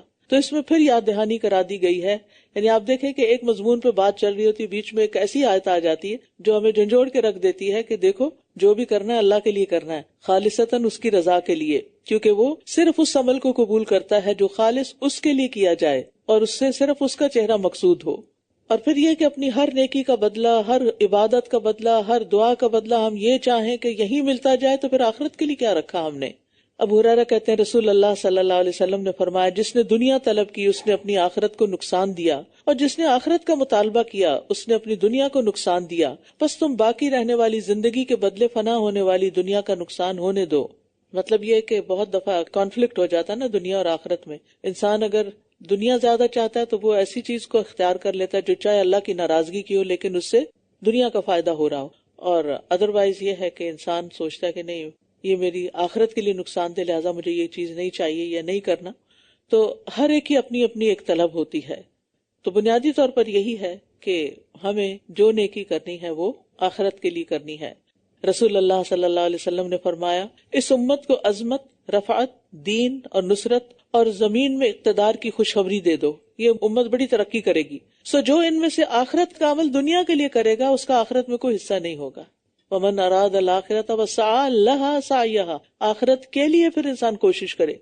پھر فرمایا، کیا ان کے لیے کچھ ایسے شریک ہیں جنہوں نے ان کے لیے دین کا ایسا طریقہ مقرر کر دیا ہے جس کی اللہ نے اجازت نہیں دی، اور اگر فیصلے کی بات طے نہ ہو چکی ہوتی تو ضرور ان کے درمیان فیصلہ کر دیا جاتا، اور بے شک ان ظالموں کے لیے دردناک عذاب ہے۔ تو اس سے پتہ چلتا ہے کہ اللہ نے اپنے نبی کی زبان سے جو شریعت مقرر کی ہے وہ قیامت تک کے لیے ہے۔ آپ ظالموں کو دیکھیں گے کہ وہ اپنے ان اعمال کے وبال سے ڈر رہے ہوں گے جو انہوں نے کمائے، اور وہ ان پر واقع ہو کر رہے گا۔ اور جو لوگ ایمان لائے اور انہوں نے نیک عمل کیے وہ جنتوں کے باغوں میں ہوں گے، فی روضات الجنات، ان کے لیے ان کے رب کے ہاں وہ سب ہوگا جو وہ چاہیں گے، یہی بہت بڑا فضل ہے۔ روضہ کہتے ہیں ایسے باغ کو جس میں پانی اور درخت ہوتے ہیں، یعنی پانی اس جگہ کو ہر طرف سے گھیرے ہوئے ہوتا ہے اور اس کے ارد گرد سبزہ بھی ہوتا ہے۔ نبی صلی اللہ علیہ وسلم کے ممبر اور قبر کا درمیانی حصہ بھی روضۃ من ریاض الجنہ کہلاتا ہے۔ یہ جنت کے باغوں میں سے ایک باغ ہے۔ آپ سوچتے ہیں کہ وہاں تو ہم پہنچ نہیں سکتے تو پھر کیا کریں؟ تو رسول اللہ صلی اللہ علیہ وسلم نے فرمایا، جب تم لوگ جنت کے باغوں کے پاس سے گزرو تو کچھ کھا پی لیا کرو۔ کسی نے پوچھا جنت کے باغوں سے کیا مراد ہے؟ آپ نے فرمایا مجالس ذکر، جہاں اللہ کا ذکر ہوتا ہے وہ مجلس ہے بھی جنت کا باغ۔ اور یہی وجہ ہے کہ جب ایک دفعہ ایسی کسی مجلس میں جاتے ہیں تو خوش ہو کر ہی نکلتے ہیں، یعنی دل ہلکا ہو چکا ہوتا ہے۔ یہی وہ خوشخبری ہے جو اللہ اپنے ان بندوں کو دیتا ہے جو ایمان لائے اور انہوں نے نیک عمل کیے۔ کہہ دیجئے میں تم سے اس پر کوئی اجرت نہیں مانگتا سوائے قرابت داری کی محبت کے، اور جو کوئی نیکی کمائے گا ہم اس کے لیے اس میں خوبی کا اضافہ کر دیں گے، بے شک اللہ بہت بخشنے والا خوب قدردان ہے۔ مطلب یہ ہے کہ میں تم سے اس کام پر کوئی اجر نہیں چاہتا، مگر یہ ضرور چاہتا ہوں کہ تم لوگ یعنی قریش کم از کم اس رشتہ داری کا تو لحاظ کرو جو میرے اور تمہارے درمیان ہے۔ اتنی زیادہ مخالفت پہ کیوں تو لائے ہو؟ چاہیے تھا کہ سب سے پہلے تم میری بات مانتے، لیکن اگر تمہیں نہیں ماننا تو یہ ظلم تو نہ کرو کہ سارے عرب سے بڑھ کر تم ہی میرے دشمن بن جاؤ۔ اور یہ بات بھی بڑی خوبصورت ہے، اور جو کوئی نیکی کمائے گا ہم اس کے لیے اس میں خوبی کا اضافہ کر دیں، یعنی اس کو اور بڑھا دیں گے، کیونکہ اللہ تعالیٰ بڑا ہی قدردان ہے، چھوٹے سے عمل کا بہت بڑا بدلہ دیتا ہے۔ کیا یہ کہتے ہیں کہ اس نے اللہ پر جھوٹ گھڑ لیا ہے؟ بس اگر اللہ چاہتا تو آپ کے دل پر مہر لگا دیتا، اور اللہ باطل کو مٹاتا ہے اور وہ اپنے کلمات سے حق کو حق کر دکھاتا ہے، بے شک وہ سینوں کے بھید خوب جانتا ہے۔ بات یہ کہ اللہ کی طرف جھوٹ منسوب کرنا کو معمولی کام نہیں، اللہ پر وہی جھوٹ بول سکتا ہے جس کے دل پہ مہر لگی ہوئی ہو، جس کا دل سخت ہو۔ اور اسی طرح نبی صلی اللہ علیہ وسلم پر جو جھوٹا الزام لگائیں ان کے لیے بھی وعید ہے، کیونکہ افترا علی اللہ کذبا، یعنی وہ کہتے تھے کہ آپ نبی نہیں ہیں، آپ جھوٹ کہتے ہیں۔ تو اس میں دو باتیں آ گئی نا، ایک تو یہ کہ انہوں نے اللہ پہ جھوٹ باندھا کہ اللہ نے مجھے نبی بنایا، اور دوسرا یہ ہے کہ نبی صلی اللہ علیہ وسلم جو ہیں وہ صادق اور امین نہیں۔ وَهُوَ الَّذِي يَقْبَلُ التَّوْبَةَ عَنْ عِبَادِهِ وَيَعْفُو عَنِ السَّيِّئَاتِ وَيَعْلَمُ مَا تَفْعَلُونَ، اور وہی ہے جو اپنے بندوں کی توبہ قبول کرتا ہے اور برائیوں سے درگزر کرتا ہے، اور وہ جانتا ہے جو تم کرتے ہو۔ توبہ کا مطلب ہوتا ہے واپس لوٹ آنا، پلٹ آنا۔ توبہ کی 5 شرائط ہیں۔ نمبر 1 اخلاص، صرف اللہ کے ڈر سے توبہ کی جائے، کسی بھی گناہ سے، لوگوں کے ڈر سے نہیں۔ نمبر 2 گناہ پر شرمندگی ہو، ندامت ہو۔ نمبر 3 گناہ سے کنارہ کشی ہو، اس راستے کو ہی چھوڑ دے۔ نمبر 4 آئندہ نہ کرنے کا ارادہ ہو۔ نمبر 5 توبہ کا دروازہ بند ہونے سے پہلے پہلے توبہ کر لی جائے۔ اور حقوق العباد سے متعلق ایک زائد شرط بھی ہے کہ جس کے حق میں کمی کی ہے اس کے حق کو پورا کر کے بری ذمہ ہو جائے انسان۔ وَيَسْتَجِيبُ الَّذِينَ آمَنُوا وَعَمِلُوا الصَّالِحَاتِ، اور وہ ان لوگوں کی دعا قبول کرتا ہے جو ایمان لائے اور انہوں نے نیک عمل کیے، اور انہیں اپنے فضل سے مزید عطا کرتا ہے، اور جو کافر ہیں ان کے لیے شدید عذاب ہے۔ یہ بڑی خوشخبری والی آیت ہے کہ اللہ اپنے بندوں کی دعائیں قبول کرتا ہے، ان کی خواہشیں پوری کرتا ہے، ان کی آرزوؤں کی تکمیل کرتا ہے، بشرطے کہ دعا کے آداب و شرائط کا بھی لحاظ رکھا جائے۔ اور خاص طور پر جب کوئی توبہ استغفار کرتا ہے تو اللہ سبحانہ وتعالیٰ اسے خوشی سے قبول کرتا ہے۔ حدیث میں آتا ہے اللہ اپنے بندے کی توبہ سے اس شخص سے زیادہ خوش ہوتا ہے جس کی سواری کھانے پینے کے سامان کے ہمراہ صحرا بیابان میں گم ہو جائے، اور وہ نا امید ہو کر کسی درخت کے نیچے لیٹ جائے کہ اچانک اسے اپنی سواری مل جائے، اور فرط مسرت میں اس کے منہ سے نکل جائے اے اللہ تو میرا بندہ اور میں تیرا رب، یعنی خوشی کی شدت میں غلطی کر جائے۔ تو اس لیے گناہ کیسے بھی ہوں، کتنے بھی ہوں، کبھی اللہ کی رحمت سے مایوس نہ ہوں، بس چھوڑ دیں اور واپس اللہ کی طرف لوٹ آئیں، اللہ سے دور نہ جائیں، اللہ کا قرب چاہیں۔ وَلَوْ بَسَطَ اللَّهُ الرِّزْقَ لِعِبَادِهِ لَبَغَوْا فِي الْأَرْضِ، اور اگر اللہ اپنے بندوں کے لیے رزق کو فراخ کر دیتا تو یقیناً وہ زمین میں سرکشی برپا کر دیتے، لیکن وہ ایک اندازے کے ساتھ جتنا چاہتا ہے اتارتا ہے، بے شک وہ اپنے بندوں سے خوب باخبر ہے، خوب دیکھنے والا ہے۔ یعنی ہم بعض اوقات پڑھتے ہیں نا کہ زمین و آسمان کے خزانے اللہ کے پاس ہیں، تو پھر کبھی دل میں خیال آتا ہے پھر غریب لوگوں کو اللہ تعالیٰ اپنے خزانے سے کیوں نہیں دے دیتا؟ تو اس میں بھی ایک حکمت ہے، اور وہ یہاں بتایا جا رہا ہے کہ اگر ہر ایک کو وہ فراغ رزق دیتا تو لوگ زمین میں سرکشی برپا کر دیتے، فساد اور فتنہ برپا ہو جاتا۔ ابھی کچھ کم نہیں، لیکن پھر تو کوئی حال نہ رہتا، کوئی کسی کی بات نہ سنتا۔ اور ویسے بھی دنیا کی کشادگی جو ہے وہ غفلت کا باعث بنتی ہے۔ رسول اللہ صلی اللہ علیہ وسلم نے فرمایا اللہ کی قسم میں تمہارے بارے میں فقر سے نہیں ڈرتا ہوں، لیکن میں اس بات سے ڈرتا ہوں کہ دنیا تم پر کشادہ کر دی جائے گی جس طرح تم سے پہلے لوگوں پر دنیا کشادہ کی گئی تھی، تو تم ایک دوسرے سے آگے بڑھنے لگو جس طرح وہ ایک دوسرے سے آگے بڑھنے لگے، اور وہ تمہیں غافل کر دے جس طرح ان لوگوں کو غافل کر دیا تھا۔ یعنی دنیا کا مال و متاع جب زیادہ مل جاتا ہے تو عموماً انسان غافل ہو جاتا ہے، نمازوں میں تاخیر، سستی، بعض اوقات پھر چھوڑنے لگ جاتا ہے۔ جب اس کے بہت زیادہ میل ملاپ اور دنیا کی رونقیں اور دنیا کے میلے ٹھیلوں میں زیادہ جانے لگتا ہے تو پھر آخرت کے بارے میں غافل ہو جاتا ہے۔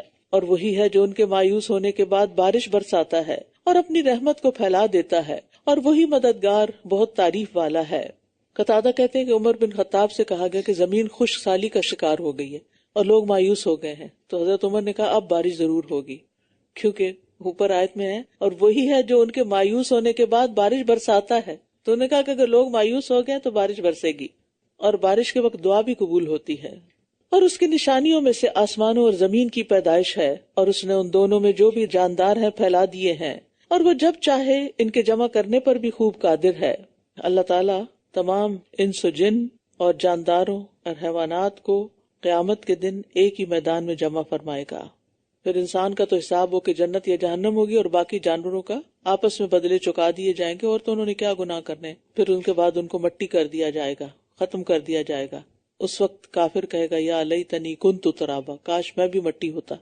وما اصابکم من مصیبت فبما کسبت ایدیکم ویعفو عن کثیر، اور جو مصیبت بھی تمہیں پہنچتی ہے تو وہ تمہارے اپنے ہاتھوں کی کمائی کی وجہ سے ہے، تمہارا اپنا ہی کوئی قصور ہوتا ہے، اور بہت سی چیزوں سے تو وہ درگزر فرما دیتا ہے۔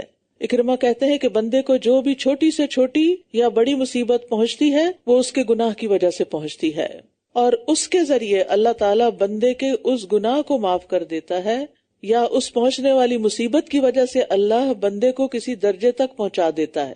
یعنی جب کوئی تکلیف آتی ہے تو وہ آپ کے درجات کی بلندی کا باعث بنتی ہے۔ حسن بصری کہتے ہیں کہ اللہ کی بارگاہ میں جب بندوں کا مقام گر گیا تو انہوں نے اللہ کی نافرمانی کی، اور اگر وہ اللہ کی بارگاہ میں معزز ہوتے تو اللہ ان کو نافرمانیوں سے بچا لیتا۔ پھر گناہوں کی سزا میں سے ایک یہ بھی ہے قرآن کا بھولنا۔ ضحاک کہتے ہیں ہم کسی بھی ایسے شخص کو نہیں جانتے جس نے قرآن حفظ کیا اور پھر اسے بھول گیا ہو، مگر اس کے گناہوں کی وجہ سے اسے قرآن بھولتا ہے۔ یعنی حافظ کو قرآن کب بھولتا ہے؟ اس کے گناہوں کی وجہ سے۔ اور ویسے بھی انسان کے جسم پر گناہ کے تاریک اثرات ہوتے ہیں۔ ابن عباس کہتے ہیں نیکی کا دل میں نور ہوتا ہے اور چہرے پہ چمک ہوتی ہے، جسم میں طاقت ہوتی ہے، رزق میں اضافہ ہوتا ہے، اور مخلوق کے دل میں اس کی محبت ہوتی ہے۔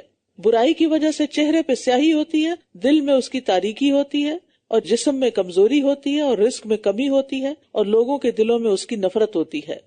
مجاہد کہتے ہیں جب قحط سالی ہو جاتی ہے تو بارش رک جاتی ہے تو بے زبان جانور بنی آدم کے نافرمان لوگوں پر لعنت کرتے ہیں۔ وہ کہتے ہیں یہ ابن آدم کی نافرمانی کی نحوست کی وجہ سے ہے۔ وَمَا أَنْتُمْ بِمُعْجِزِينَ فِي الْأَرْضِ، اور تم اللہ کو زمین میں عاجز کرنے والے نہیں ہو، اور اللہ کے سوا نہ تمہارا کوئی دوست ہے اور نہ کوئی مددگار۔ اور اس کی نشانیوں میں سے سمندر میں پہاڑوں کی مانند جہاز ہیں، بحری جہاز جو ہوتے ہیں، اگر وہ چاہے تو ہوا کو ساکن کر دے، روک دے، تو وہ اس کی پشت پر کھڑے کے کھڑے رہ جائیں، یعنی ہوا کے بغیر یہ کشتیاں نہ چلیں۔ بے شک اس میں ہر بہت صبر کرنے والے، بہت شکر کرنے والے کے لیے یقیناً کئی نشانیاں ہیں۔ یہاں صابر و شاکر انسان کی فضیلت بتائی جا رہی ہے کہ جب اس کو ملتا ہے کچھ تو وہ اللہ ہی کی طرف رجوع کرتا ہے، اور جب کچھ سے چھنتا ہے پھر بھی اللہ کی طرف رجوع کرتا ہے، یا وہ انہیں اس کی وجہ سے ہلاک کر دے جو انہوں نے کمائی کی، اور بہت سو سے تو وہ درگزر کر دیتا ہے، اور تاکہ وہ لوگ جو ہماری آیات میں جھگڑا کرتے ہیں جان لیں کہ ان کے لیے کوئی جائے پناہ نہیں۔ فما اوتیتم من شیء فمتاع الحیات الدنیا، بس جو کچھ بھی تم دیے گئے ہو وہ دنیا کی زندگی کا سامان ہے۔ جو کچھ بھی اپنی بلانگنگز پہ، اپنی چیزوں پر نظر ڈالیں، اور پھر یہ آیت یاد کریں کہ جو کچھ بھی مجھے ملا ہے بس یہ دنیا کی زندگی کا سامان ہے، اس نے آگے نہیں جانا، الا یہ کہ اس کو میں صحیح جگہ استعمال کروں، اور جو اللہ کے پاس ہے وہ بہتر اور زیادہ باقی رہنے والا ہے۔ یہ ان لوگوں کے لیے ہے جو ایمان لائے اور اپنے رب پر ہی وہ توکل کرتے ہیں۔ تو یاد رکھیے دنیا حقیر ہے، خواہ قارون کا خزانہ ہی کیوں نہ ہو، لیکن اس کے برعکس نیکیوں کا اجر و ثواب جو اللہ دینے والا ہے وہ دنیا کے متاع سے بہت بہتر ہوگا۔ والذین یجتنبون کبائر الاثم والفواحش واذا ما غضبوا هم یغفرون، اور جو لوگ کبیرہ گناہوں اور بے حیائی کے کاموں سے اجتناب کرتے ہیں اور جب وہ غضبناک ہوتے ہیں تو معاف کر دیتے ہیں۔ ایمان اور توکل کے بعد جن چیزوں سے اجتناب کرنا ضروری ہے ان کا ذکر کیا جا رہا ہے۔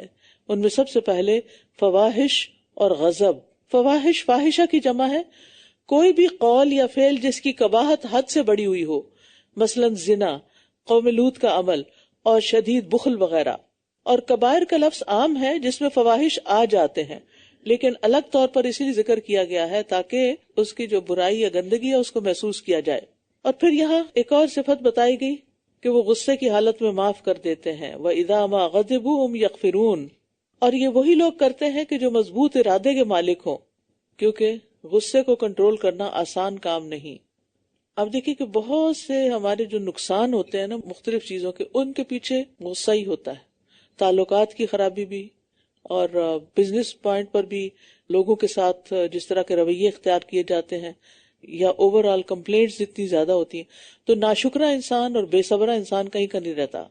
اور ہم دیکھتے ہیں کہ نبی صلی اللہ علیہ وسلم کے بارے میں حضرت عائشہ کہتی ہیں، اپنی ذات کے لیے کسی معاملے کا کبھی انتقام نہیں لیا، یعنی ان کی ذات کو جو کوئی کچھ بھی کہہ جاتا یا تکلیف دیتا اس کے لیے آپ نے بدلہ نہیں لیا۔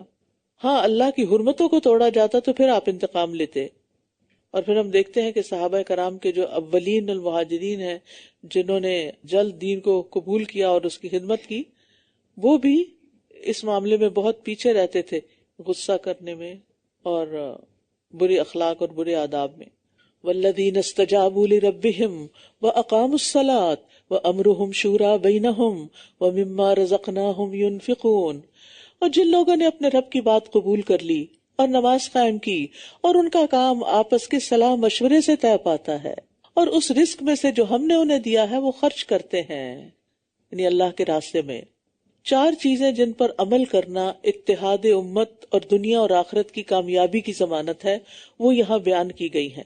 سب سے پہلے استجابوا لربہم، رب کی پکار پر لبیک کہنا، یا ایھا الذین آمنوا استجیبوا للہ وللرسول اذا دعاکم لما یحییکم۔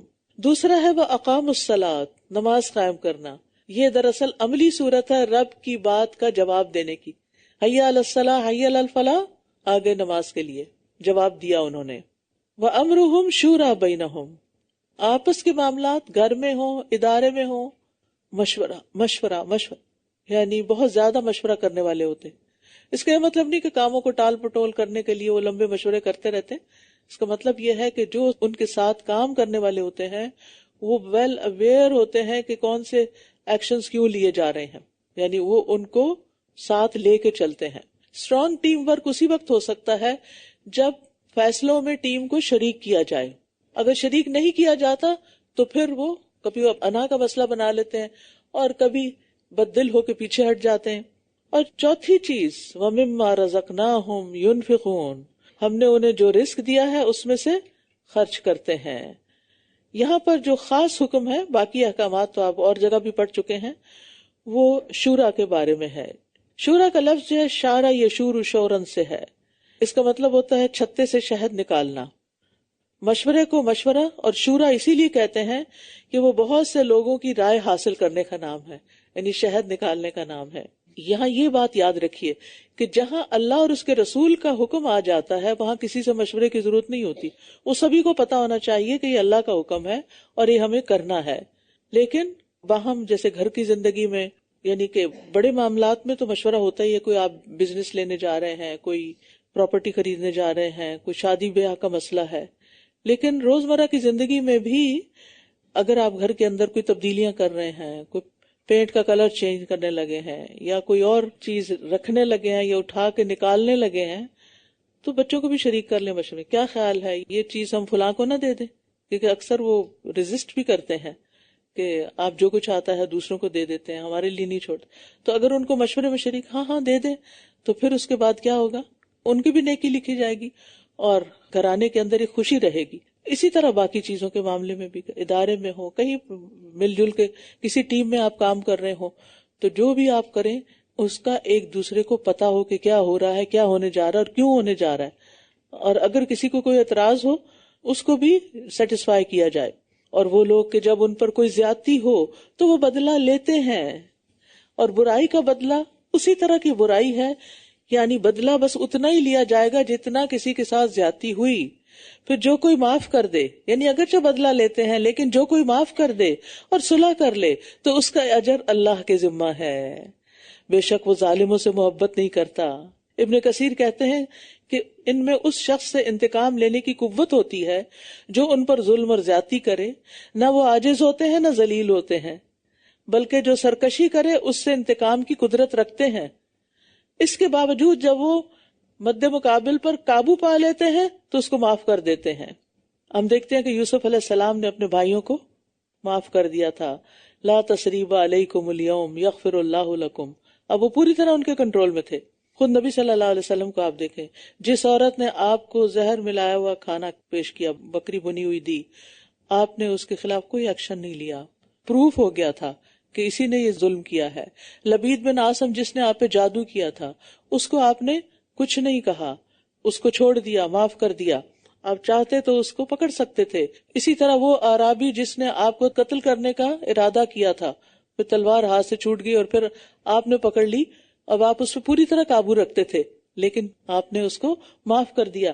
ایک نہیں بے شمار واقعات ایسے ہیں سیرت کے اندر کہ جس میں معافی کا سبق ملتا ہے، لیکن ہم لوگ معاف نہیں کرتے، چھوٹی چھوٹی باتوں کو دل میں رکھ کے بیٹھ جاتے ہیں، دل صاف نہیں کرتے اور کہتے ہیں کہ یہ تو بڑا مشکل ہے، معاف نہیں کروں گی۔ اپنے بچوں کے لیے کہتے ہیں اس کو تو دودھ معاف نہیں کروں گی، پتہ نہیں دودھ کے ساتھ معافی کا کیا تعلق ہے۔ تو ہمیں معاف کرنے کی عادت ڈالنی چاہیے، کیونکہ معاف کرنا اللہ تعالیٰ کو پسند ہے۔ اللہ تعالیٰ کا نام ہے عفو، اللہم انک عفو تحب العفو فاعف عنی۔ اللہ تو بہت معاف کرنے والا ہے، تو معاف کرنے سے محبت رکھتا ہے، تو مجھے بھی معاف کر دے۔ اور یہ آخری عشرہ آئے گا تو انشاءاللہ کثرت سے یہ دعا مانگی جائے گی۔ فضیل بن ایاز نے ایک مرتبہ کہا، جب کوئی شخص تمہارے پاس کسی شخص کی شکایت لے کر آئے تو اسے کہو میرے بھائی اسے معاف کر دو۔ یعنی کوئی آتا ہے آپ کے پاس کہ فلاں نے مجھ پہ بڑا ظلم کیا، تو آپ کیا کہیں؟ اسے معاف کر دو، کیونکہ عفو تقوی سے زیادہ قریب ہے۔ وَأَن تَعْفُوا أَقْرَبُ لِلتَّقْوَىٰ۔ اور اگر وہ کہے میرا دل معاف کرنے کو برداشت نہیں کرتا، میں تو انتقام لے کے رہوں گا جیسے مجھے اللہ تعالیٰ نے حکم دیا ہے، تو اسے کہو اگر تم اچھے طریقے سے انتقام لے سکتے ہو تو ٹھیک ہے، ورنہ عفو کی طرف پلٹ آؤ۔ یہ بہت وسعت والا دروازہ ہے، کیونکہ جو معاف کر دے اور اصلاح کر لے اس کا اجر اللہ کے ذمہ ہے۔ یعنی آپ نے معاف کیا، اجر اللہ کے پاس محفوظ ہو گیا۔ یعنی کچھ نیکیاں ایسی ہوتی ہیں نا کہ جن میں ہاتھ پاؤں ہلانے پڑتے، اس میں تو صرف اپنی سوچ کو بدلنا ہوتا ہے نا، یہ تو دل کا فعل ہے نا، معاف کیا یا نہیں کیا۔ اگر کر دیا تو صرف اس سوچ کا اجر بھی محفوظ ہو جائے گا۔ فمن عفا واصلح فاجرہ علی اللہ وَلَمَنِ انتصر بعد ظلمہ فأولئک ما علیہم من سبیل۔ اور جو کوئی اپنے اوپر ظلم ہونے کے بعد بدلہ لے لے تو یہی وہ لوگ ہیں جن پر کوئی الزام نہیں۔ یعنی مظلوم اپنے حق کے مطابق ظالم سے بدلہ لے سکتا ہے، اس پر کوئی ملامت نہیں ہے۔ یعنی اگر کوئی بدلہ لے رہا ہے تو آپ یہ نہیں کہہ سکتے کہ یہ تو بڑا ظلم اور زیادتی کی بات ہے، یعنی بدلہ لینے والے کو اچھا نہ سمجھا جائے، یہ نہیں ہونا چاہیے۔ اس نے بدلہ لیا، بس اتنا لیا جتنا اس کا حق تھا، تو ما علیہم من سبیل، ان کا کوئی معاوضہ نہیں۔ بے شک الزام تو ان پر ہے جو لوگوں پر ظلم کرتے ہیں۔ یعنی بعض اوقات مظلوم اتنا زیادہ بدلہ لے لیتا ہے کہ وہ خود ظالم کی صف میں شمار ہو جاتا ہے۔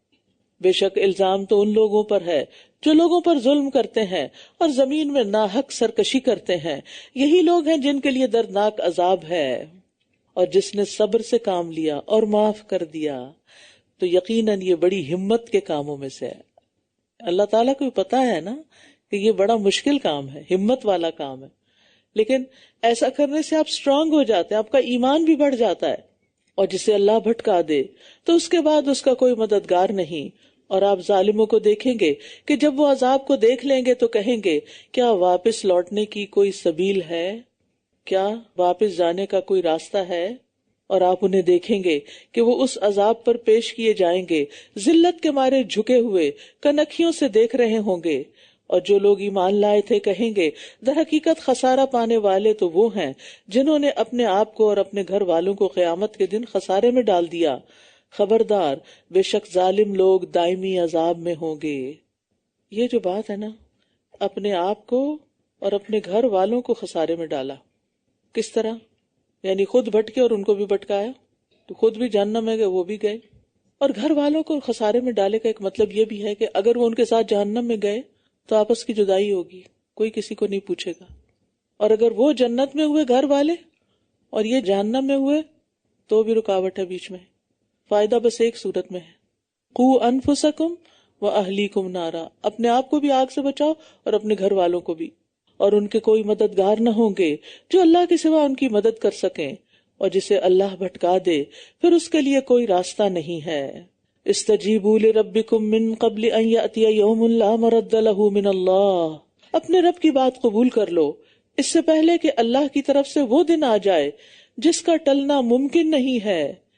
اس دن تمہارے لیے نہ کوئی جائے پناہ ہوگی اور نہ ہی تمہارے لیے کوئی انکار کی گنجائش ہوگی۔ پھر اگر یہ روگردانی کریں تو ہم نے آپ کو ان پر نگران بنا کر نہیں بھیجا، آپ کی ذمہ تو بس پیغام کا پہنچا دینا ہے۔ اور جب ہم انسان کو اپنی رحمت کا مزہ چکھاتے ہیں تو وہ اس پر خوش ہو جاتا ہے، اور اگر انہیں ان کے اپنے ہاتھوں کی کمائی کے سبب کوئی مصیبت پہنچتی ہے تو بے شک انسان سخت ناشکرا ہے۔ یعنی اللہ کی نعمتوں پر خوشی کا اظہار کرنا ناپسندیدہ نہیں، تکبر اور غرور برا ہے۔ اور دوسری بات یہ ہے کہ انسان جو ہے تھوڑی سی چیز اچھی دیکھتا ہے تو بھول جاتا ہے، آپے سے باہر ہو جاتا ہے، اپنے آپ کو سب کچھ سمجھنے لگتا ہے اور اللہ کو بھول جاتا ہے۔ تو اس کم ظرفی سے بھی باہر نکلنے کی ضرورت ہے۔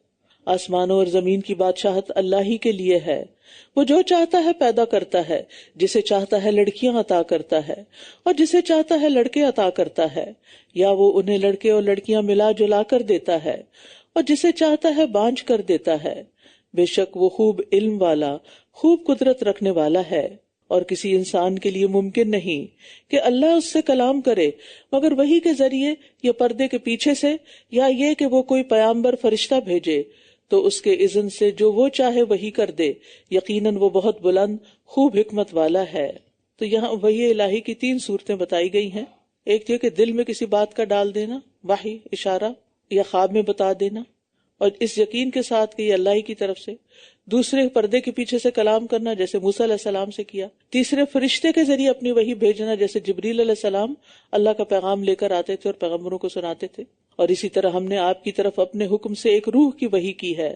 آپ نہ جانتے تھے کہ کتاب کیا ہے اور ایمان کیا ہے، لیکن ہم نے اسے ایک ایسا نور بنا دیا ہے جس کے ذریعے ہم اپنے بندوں میں سے جسے چاہتے ہیں ہدایت دیتے ہیں، اور بے شک آپ یقیناً سیدھے رستے کی طرف رہنمائی کرتے ہیں۔ تو یاد رکھیے یہاں روح سے مراد قرآن ہے، یعنی جس طرح آپ سے پہلے اور رسولوں پہ ہم نے وحی کی، اسی طرح ہم نے آپ پر قرآن کی وحی کی۔ قرآن کو روح کیوں کہا گیا؟ کیونکہ یہ دلوں کی زندگی ہے، اس میں انسانی زندگی کا راز ہے۔ یعنی جس طرح روح میں انسانی زندگی کا راز ہے، اسی طرح قرآن روحانی زندگی کا ذریعہ ہے، اور کتاب سے مراد یہاں قرآن ہی ہے۔ تو قرآن جو ہے یہ جہالت کی موت سے انسان کو زندگی بخشتا ہے، روح ڈل جاتی ہے نا انسان میں۔ مالک بن دینار کہا کرتے تھے، اے اہل قرآن، قرآن نے تمہارے دل میں کیا کاشت کیا ہے؟ یعنی قرآن پڑھ کے سن کے تمہارے دل میں کیا بویا گیا ہے؟ کیونکہ قرآن دلوں کا موسم بہار ہے، جیسے بارش زمین کی بہار ہے۔ یعنی بارش برستی ہے تو زمین کچھ نہ کچھ اگاتی ہے، ایسے ہی جب قرآن سنا جاتا ہے تو دل کے اندر کچھ اچھے خیالات اٹھتے ہیں، نیکی کے جذبات پیدا ہوتے ہیں، تو انسان سوچے کہ وہ کیا ہے؟ اس اللہ کے راستے کی طرف کہ جو کچھ آسمانوں اور زمین میں ہے اسی کا ہے، خبردار اللہ ہی کی طرف سب معاملات لوٹتے ہیں۔ سورۃ الزخرف۔ بسم اللہ الرحمن الرحیم۔ حامیم والکتاب المبین انا جعلناه قرآنا عربیا لعلکم تعقلون وانه فی الكتاب لدينا لعلی حکیم۔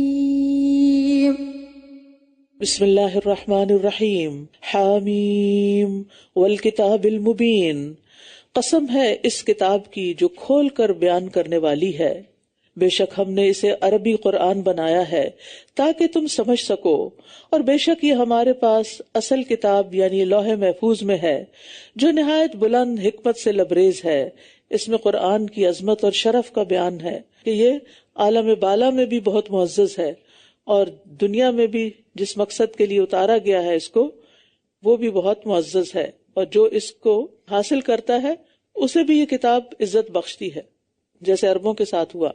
تو کیا ہم تم سے اعراض کرتے ہوئے اس نصیحت کو اس بنا پر روک لیں کہ تم حد سے بڑھنے والے لوگ ہو؟ یعنی تم مان نہیں رہے، گناہوں میں بہت آگے جا چکے ہو، تو اب تم چاہتے ہو کہ تمہیں نصیحت بھی نہ کی جائے؟ اور ہم نے پہلے لوگوں میں کتنے ہی نبی بھیجے، اور جو نبی ان کے پاس آتا وہ اس کا مذاق ہی اڑاتے تھے۔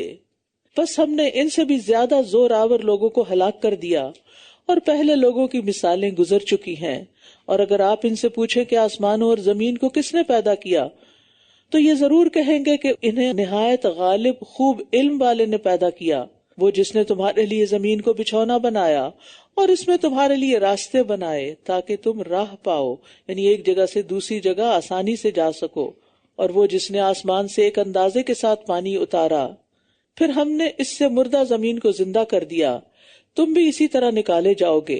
یعنی اللہ تعالیٰ ضرورت کے مطابق بارش اتارتا ہے، اگر یہ زیادہ ہوتی تو لوگ ڈوب جاتے، ہلاک ہو جاتے، اور اگر یہ کم ہوتی تو پانی کی ضروریات پوری نہ ہوتی۔ تو یہاں کذالک تخرجون کہہ کے کیا بتایا جا رہا ہے کہ جس طرح بارش سے مردہ زمین زندہ ہو جاتی ہے، اسی طرح قیامت کے دن اللہ تعالیٰ قبروں سے انسانوں کو زندہ کر کے نکالے گا۔ اور وہ جس نے سب کے سب جوڑے بنائے اور تمہارے لیے کشتیاں بنائیں اور مویشی جانور پیدا کیے جن پر تم سواری کرتے ہو تاکہ تم ان کی پشتوں پر جم کر بیٹھو، پھر جب تم ان پر جم کر بیٹھ جاؤ تو اپنے رب کی نعمت یاد کرو اور کہو سبحان الذی سخر لنا ھذا وما كنا له مقرنین وانا الی ربنا لمنقلبون۔ کہو پاک ہے وہ جس نے اس کو ہمارے لیے مسخر کیا، حالانکہ ہم اسے قابو میں لانے والے نہ تھے، اور بے شک ہم اپنے رب ہی کی طرف پلٹ کر جانے والے ہیں۔ یعنی جانوروں کو ہمارے قابو میں دینے والی ذات کون ہے؟ اللہ رب العزت کی۔ اس لیے سواری پر بیٹھتے ہی ان قابو کیے ہوئے جانوروں پر سواری کرتے ہوئے اللہ ہی کو یاد کرنا چاہیے۔ اور سفر کی کئی ایک دعائیں ہیں جو ایاک نستعین کے اندر اس دفعہ کے نئے ایڈیشن میں شامل کر دی گئی ہیں، اور انہوں نے اس کے لیے اس کے بندوں میں سے ایک جز بنا ڈالا۔ بے شک انسان یقیناً کھلم کھلا ناشکرا ہے۔ یعنی جز سے مراد بیٹیاں یا بیٹا، جیسے فرشتے جن کو مشرکین اللہ کی بیٹیاں قرار دیتے تھے، ان کی عبادت کرتے تھے، وہ کہتے ہیں کہ یہ مخلوق جو ہے اللہ کی شریک ہے اور اس کا حصہ ہے، نعوذ باللہ۔ کیا اس نے اس میں سے جسے وہ پیدا کرتا ہے بیٹیاں لے لیں اور تمہیں بیٹوں کے لیے چن لیا؟ حالانکہ جب ان میں سے کسی کو اس چیز کی خوشخبری دی جاتی ہے جس کی وہ رحمان کے لیے مثال بیان کرتا ہے تو اس کا چہرہ سیاہ ہو جاتا ہے اور وہ غم سے بھر جاتا ہے۔ یعنی اللہ کے لیے بیٹیاں قرار دیتے ہیں اور خود حال یہ کہ بیٹی کی خبر سنتے ہی رنگ کالا ہو جاتا ہے، غم سے بھر جاتے ہیں۔ کیا بھلا وہ جسے زیورات میں پالا جاتا ہے اور وہ جھگڑنے میں مدعا واضح نہیں کر سکتی، اس کو اللہ کی طرف منسوب کیا جاتا ہے؟ اور انہوں نے فرشتوں کو جو رحمان کے بندے ہیں عورتیں بنا لیا ہے۔ کیا وہ ان کی پیدائش کے وقت حاضر تھے؟ ان کی گواہی ضرور لکھی جائے گی اور وہ پوچھے جائیں گے، یعنی قیامت کے دن انہیں حساب دینا ہوگا۔ اور وہ کہتے ہیں کہ اگر رحمان چاہتا تو ہم ان کی عبادت نہ کرتے، انہیں اس کا کوئی علم نہیں، وہ محض اندازے لگاتے ہیں۔ کیا ہم نے اس سے پہلے انہیں کوئی اور کتاب دی ہے جسے وہ مضبوط پکڑے ہوئے ہیں؟ یعنی مشرکین کے پاس اپنے شرک کی کوئی دلیل نہیں، ان کے پاس کوئی ایسی کتاب نہیں اللہ کی طرف سے آئی ہوئی کہ جس میں ان کو اجازت ملی ہو شرک کرنے کی، بلکہ انہوں نے کہا یقیناً ہم نے اپنے آباء و اجداد کو ایک طریقے پر پایا ہے اور بے شک ہم انہی کے نقش قدم پر چلتے ہوئے ہدایت یافتہ ہیں۔ سبحان اللہ، گمراہی کی انتہا اور اپنے آپ کو کیا سمجھ رہے ہیں؟ ہدایت یافتہ، اور ان کے پاس بس ایک ہی دلیل ہے، اور وہ کیا کہ ہم اپنے باپ دادا کو فالو کرتے ہیں۔ اور اسی طرح ہم نے آپ سے پہلے جس بستی میں کوئی خبردار کرنے والا بھیجا تو اس کے خوشحال لوگوں نے کہا کہ ہم نے اپنے آباء و اجداد کو ایک طریقے پر پایا ہے اور بے شک ہم تو انہی کے نقش قدم پر چلنے والے ہیں۔ اس نے کہا اگرچہ میں تمہارے پاس اس سے زیادہ ہدایت والا طریقہ لے آؤں، یعنی پھر بھی تم ان کو فالو کرو گے جس پر تم نے اپنے باپ دادا کو پایا؟ انہوں نے کہا جس چیز کے ساتھ تم بھیجے گئے ہو ہم اس کا انکار کرنے والے ہیں، تو ہم نے ان سے انتقام لے لیا، تو دیکھ لیجئے جھٹلانے والوں کا انجام کیسا ہوا۔ وَإِذْ قَالَ إِبْرَاهِيمُ لِأَبِيهِ وَقَوْمِهِ إِنَّنِي بَرَاءٌ مِّمَّا تَعْبُدُونَ، اور جب ابراہیم نے اپنے باپ اور اپنی قوم سے کہا بے شک میں ان چیزوں سے بیزار ہوں جن کی تم عبادت کرتے ہو، علل اعلان کلم کلا، بری ذمہ ہو گئے۔ تو یہاں پر قصہ کیوں لایا جا رہا ہے؟ مکی صورت ہے، قریش کو سمجھایا جا رہا ہے، قوم عرب سے کہا جا رہا ہے کہ تمہارے جد امجد ابراہیم علیہ السلام نے تو شرک چھوڑ دیا تھا، غلط راستہ چھوڑ دیا تھا قوم کا، اس سے بری ذمہ تھے، تم ان کی پیروی کیوں نہیں کرتے؟ تم بھی وہی کرو جو انہوں نے کیا۔ ابراہیم علیہ السلام نے دل، زبان اور عمل کے ساتھ بتوں سے اظہار برات کیا۔ میں سوچتی ہوں کہ ابراہیم علیہ السلام سے بڑی آزمائش کسی کی ہوگی کہ جب ان کے سامنے ان کے اپنے رشتہ داروں، ان کے دوستوں، عزیزوں، سب نے مل کے ایک بہت بڑا الہ تیار کیا اور اس کو چار دیواری میں رکھا.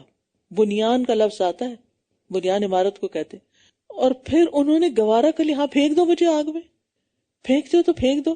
آج صبح بھی میں اس پہ سوچ رہی تھی کہ یہ اتنا آسان نہیں ہے کہنا. جب آگ کا گڑھا سامنے ہو تو انسان کسی نہ کسی طرح کمپرومائز کر لیتا ہے. اسی لیے تو پھر ان کے درجے بلند، اسی لیے تو ان کو امامت ملی، اسی لیے تو ہر درود میں ان کا نام ہے. الا الذی فطرنی فانہ سیہدین، سوائے اس کے جس نے مجھے پیدا کیا تو بے شک وہی میری رہنمائی فرمائے گا. یعنی میرا پیدا کرنے والا ہی میرا معبود ہے، وہ میری جسمانی غذا کا انتظام کر رہا ہے، وہ میری ہدایت کا بھی انتظام کرے گا. اور اس نے اسی کلمے کو اپنے پچھلوں میں باقی چھوڑا تاکہ وہ پلٹ آئیں. پہلے سپارے میں ہم پڑھ چکے نا، وَوَصَّى بِهَا إِبْرَاهِيمُ بَنِيهِ وَيَعْقُوبُ يَا بَنِيَّ إِنَّ اللَّهَ اصْطَفَىٰ لَكُمُ الدِّينَ فَلَا تَمُوتُنَّ إِلَّا وَأَنْتُمْ مُسْلِمُونَ.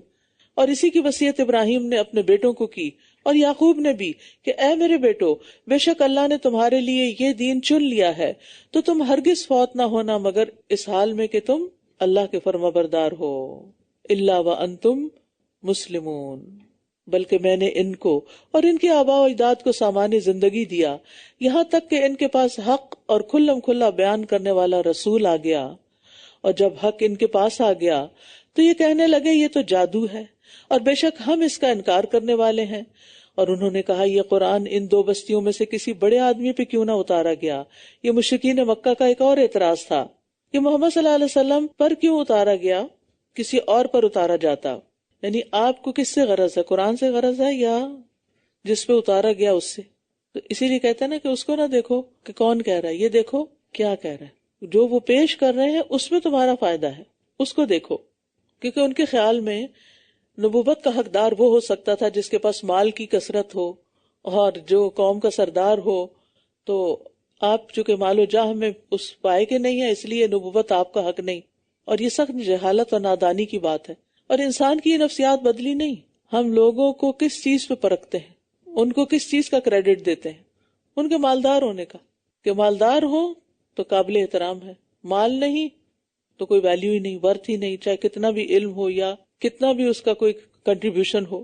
اہم یقسمون رحمت ربک، کیا یہ آپ کے رب کی رحمت کو تقسیم کرتے ہیں؟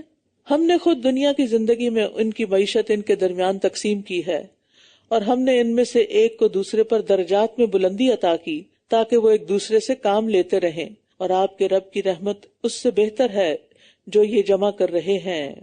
رحمت سے مراد نبوت اور رسالت، یعنی لفظ تو عام ہے لیکن یہاں خاص معنی میں استعمال ہوا ہے. تو یہاں یہ بات سمجھ لی جائے کہ نبوت اور رسالت کی تقسیم کا اختیار صرف اللہ کے پاس ہے.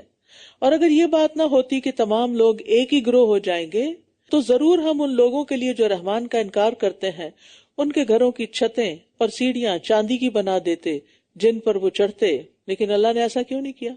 کیونکہ اللہ کے نزدیک دنیا حقیر اور بے قدر و قیمت ہے، مچھر کے پر برابر بھی نہیں. اور آخرت میں اللہ نے یہ نعمتیں ایمان والوں کے لیے رکھی ہیں.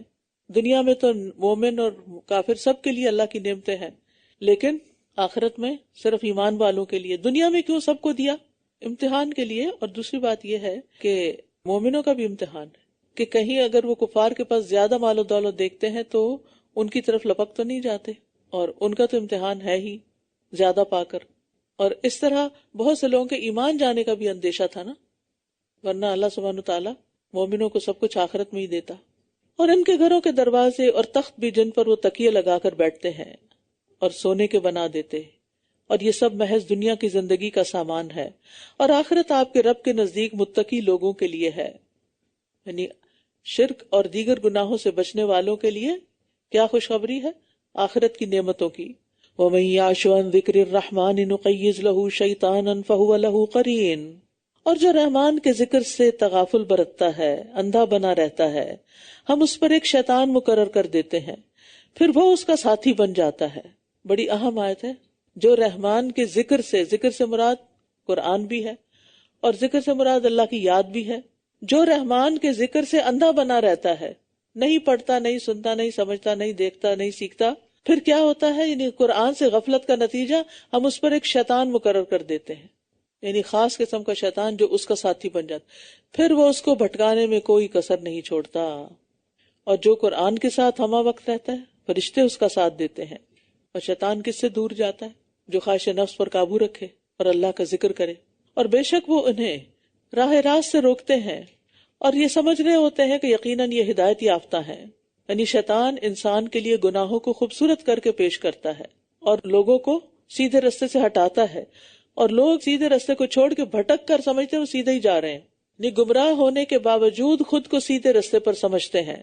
آج بھی آپ دیکھیں، اگر آپ اپنے بچوں سے، کیونکہ دوسرے اجنبی لوگوں سے انسان یہ بات نہیں کہہ سکتا، اگر آپ اپنے بچوں سے یہ بات کہیں کہ آپ کو ٹھیک ہونے کی ضرورت ہے، آپ کو اپنی سوچ صحیح کرنے کی ضرورت ہے، آپ کو اپنا کام ٹھیک کرنے کی ضرورت ہے، نمازیں ٹھیک کرنے کی ضرورت ہے، جواب کیا ملے گا؟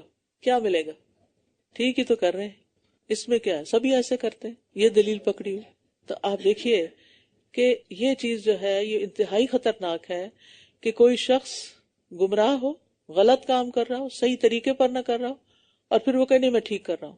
حتی اذا جاءنا، یہاں تک کہ جب وہ ہمارے پاس آئے گا تو کہے گا اے کاش میرے اور تمہارے درمیان مشرق اور مغرب کی دوری ہوتی، بس تو کتنا برا ساتھی ہے۔ اور جب تم ظلم کر چکے تو آج کے دن یہ بات تمہیں ہرگز نفع نہ دے گی، بے شک تم سب عذاب میں مشترک ہو۔ کیا بھلا آپ بہروں کو سنوا سکتے ہیں، یا آپ اندھوں کو راہ دکھا سکتے ہیں، اور ان کو جو کھلی گمراہی میں مبتلا ہوں؟ یعنی نبی صلی اللہ علیہ وسلم کو تسلی دی جا رہی ہے کہ آپ بس پیغام پہنچاتے جائیں، ہدایت کا معاملہ اللہ پہ چھوڑ دیں، وہ جسے چاہے ہدایت دے۔ پھر اگر ہم آپ کو لے ہی جائیں تو بھی ہم ان سے انتقام لینے والے ہیں۔ یعنی یہ اس انتظار میں تھے کہ کس وقت نعوذ باللہ آپ کی وفات ہو یا آپ یہاں سے نکل جائیں، تو کہا کہ جب پیغمبر نکلتا ہے نا اپنی بستی سے تو پھر بستی والوں کی شامت آ جاتی ہے، پھر یہ لوگ سزا سے نہیں بچ سکتے۔ انسان کی ایک عام نفسیات ہے نا کہ جس چیز سے اس کو کوئی تکلیف پہنچتی ہے وہ پھر کیا چاہتا ہے، یہ میری زندگی سے آؤٹ ہو جائے، یا ہم آپ کو وہ عذاب دکھا دیں جس کا ہم نے ان سے وعدہ کر رکھا ہے، تو بے شک ہم ان پر قدرت رکھنے والے ہیں، یعنی ان پہ عذاب لانے پر قادر ہیں۔ اور ہم دیکھتے ہیں کہ نبی صلی اللہ علیہ وسلم کی زندگی میں ہی بدر کی جنگ میں کفار کو عبرتناک شکست دیکھنی پڑی اور ذلت اور رسوائی سے دوچار ہوئے۔ فَاسْتَمْسِكْ بِالَّذِي أُوحِيَ إِلَيْكَ، پس جو وحی آپ کی طرف کی جاتی ہے آپ اسے مضبوطی سے تھام لیجئے، بے شک آپ سیدھے رستے پر ہیں۔ کانفیڈنس دیا جا رہا ہے، یعنی آپ لوگوں کی مخالفت سے دل برداشتہ نہ ہو، کیونکہ ہوتا ہی ہے نا جب آپ کوئی کام کرنے جا رہے ہوں اور خلوص نیت سے کر رہے ہوں اور پوری محنت سے کر رہے ہوں اور لوگ اس کے اندر کوئی نہ کوئی نقص نکال دیں، کوئی نہ کوئی بات کر دیں، تو پھر انسان کا دل لازماً خراب ہوتا ہے کہ میں نے اتنی محنت کی، اتنا کچھ کر رہا ہوں اور پھر مجھے اکنالج ہی نہیں کیا جا رہا۔ نبی صلی اللہ علیہ وسلم کا حوصلہ تو بڑا تھا، لیکن بہرحال آپ ایک انسان بھی تھے، آپ پر انسانی کیفیات بھی آتی تھیں، اور بے شک یہ آپ کے لیے اور آپ کی قوم کے لیے ایک نصیحت ہے، اور ان قریب تم سب پوچھے جاؤ گے۔ وَإِنَّهُ لَذِكْرٌ لَكَ وَلِقَوْمِكَ، ذکر کا معنی یاد دہانی، نصیحت بھی ہے، عزت و شرف بھی ہے، شہرت و ناموری بھی، اور یہاں یہ سارے معنی مراد ہیں کہ قرآن آپ کے لیے اور آپ کی قوم کے لیے نصیحت کا ذریعہ بھی تھا اور عزت و شرف کا باعث بھی۔ لیکن یاد رکھیے قرآن سے عزت اسی کو ملتی ہے جو قرآن پڑھ کر اس پر عمل کرے۔ کسی خاص گروپ میں سے یا کسی خاص علاقے یا کسی خاص رنگ اور نسل سے ہونے سے بات نہیں بنے گی۔ رسول اللہ صلی اللہ علیہ وسلم نے فرمایا قرآن تیرے حق میں حجت ہے یا تیرے خلاف حجت ہے، یا تو اس کو پڑھ کے تجھے فائدہ ہوگا یا نہیں ہوگا۔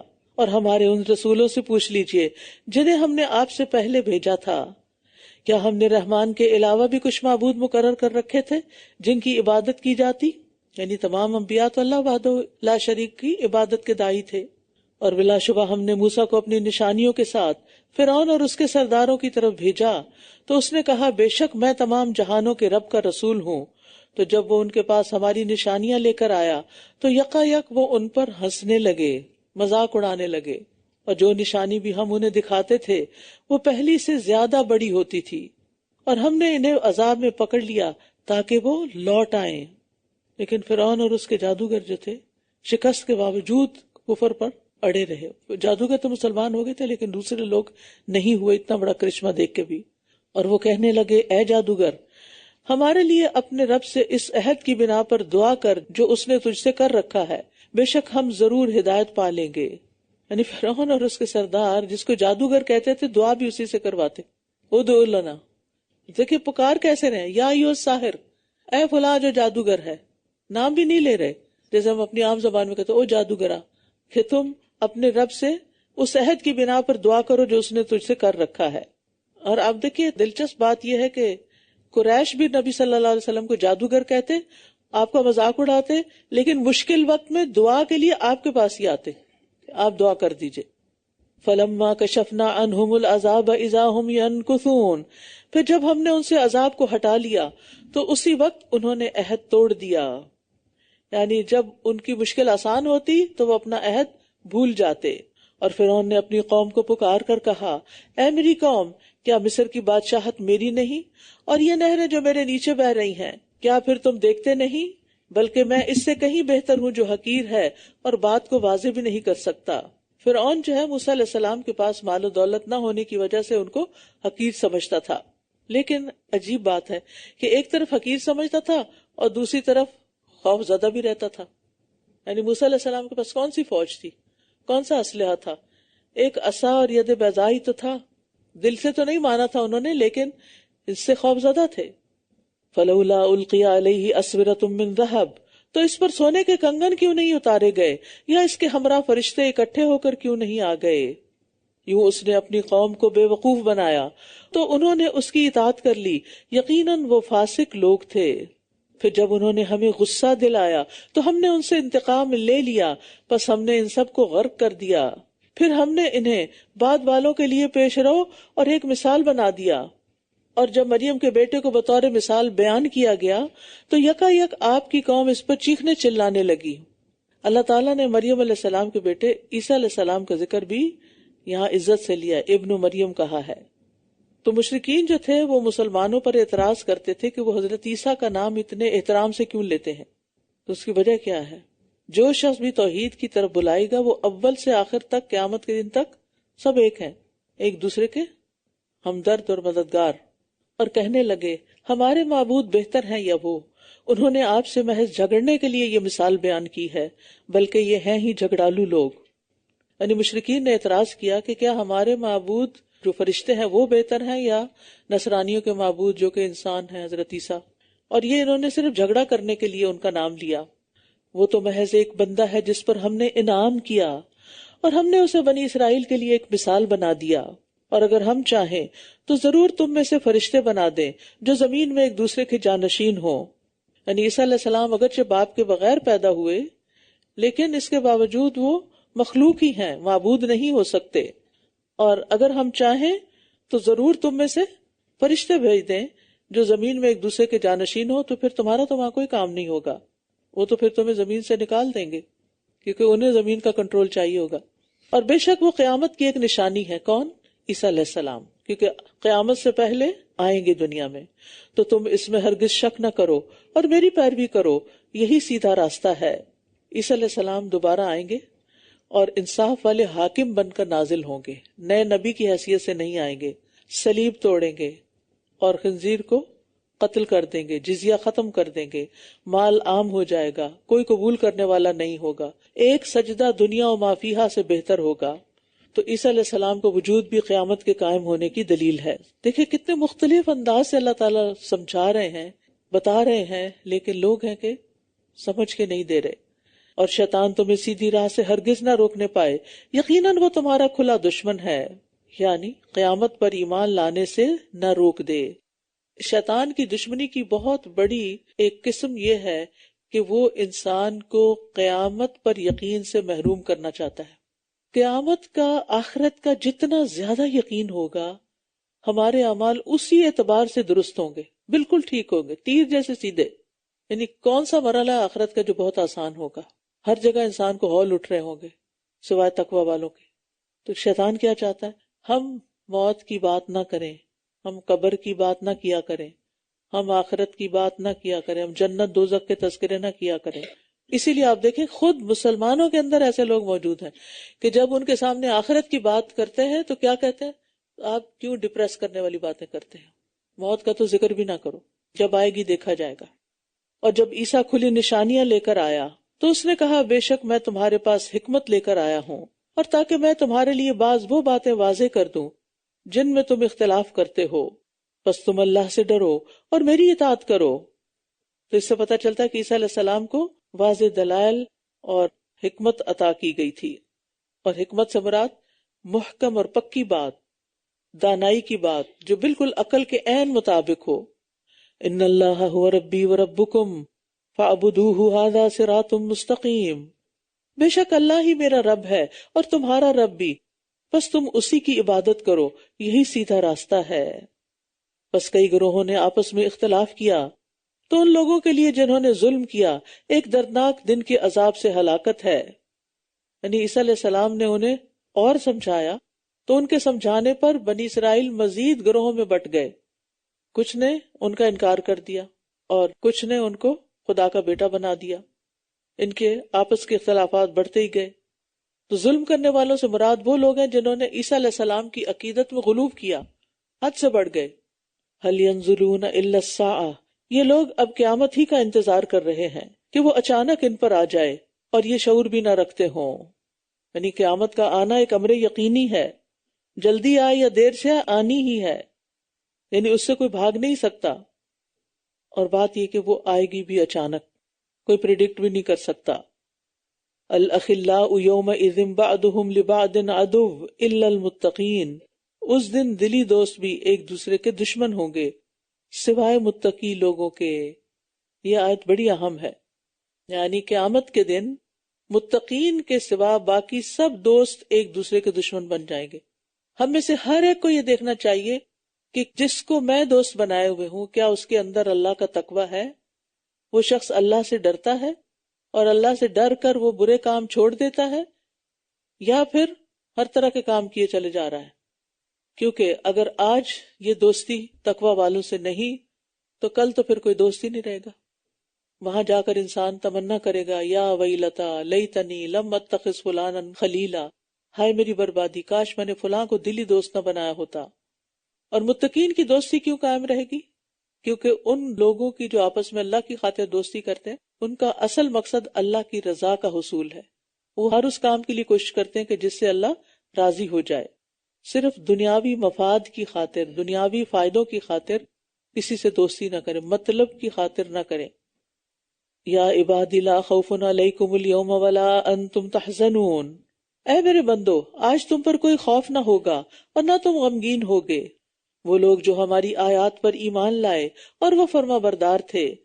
اللہ تعالیٰ محبت سے اپنے بندوں کو مخاطب کر رہے ہیں، یعنی متقین کو جو نعمتیں ملیں گی ان میں سے ایک کیا ہوگا کہ اللہ سبحانہ تعالیٰ محبت سے خطاب کریں گے، اور پھر مستقل طور پر خوف اور غم سے مکمل نجات کی بات ہوگی۔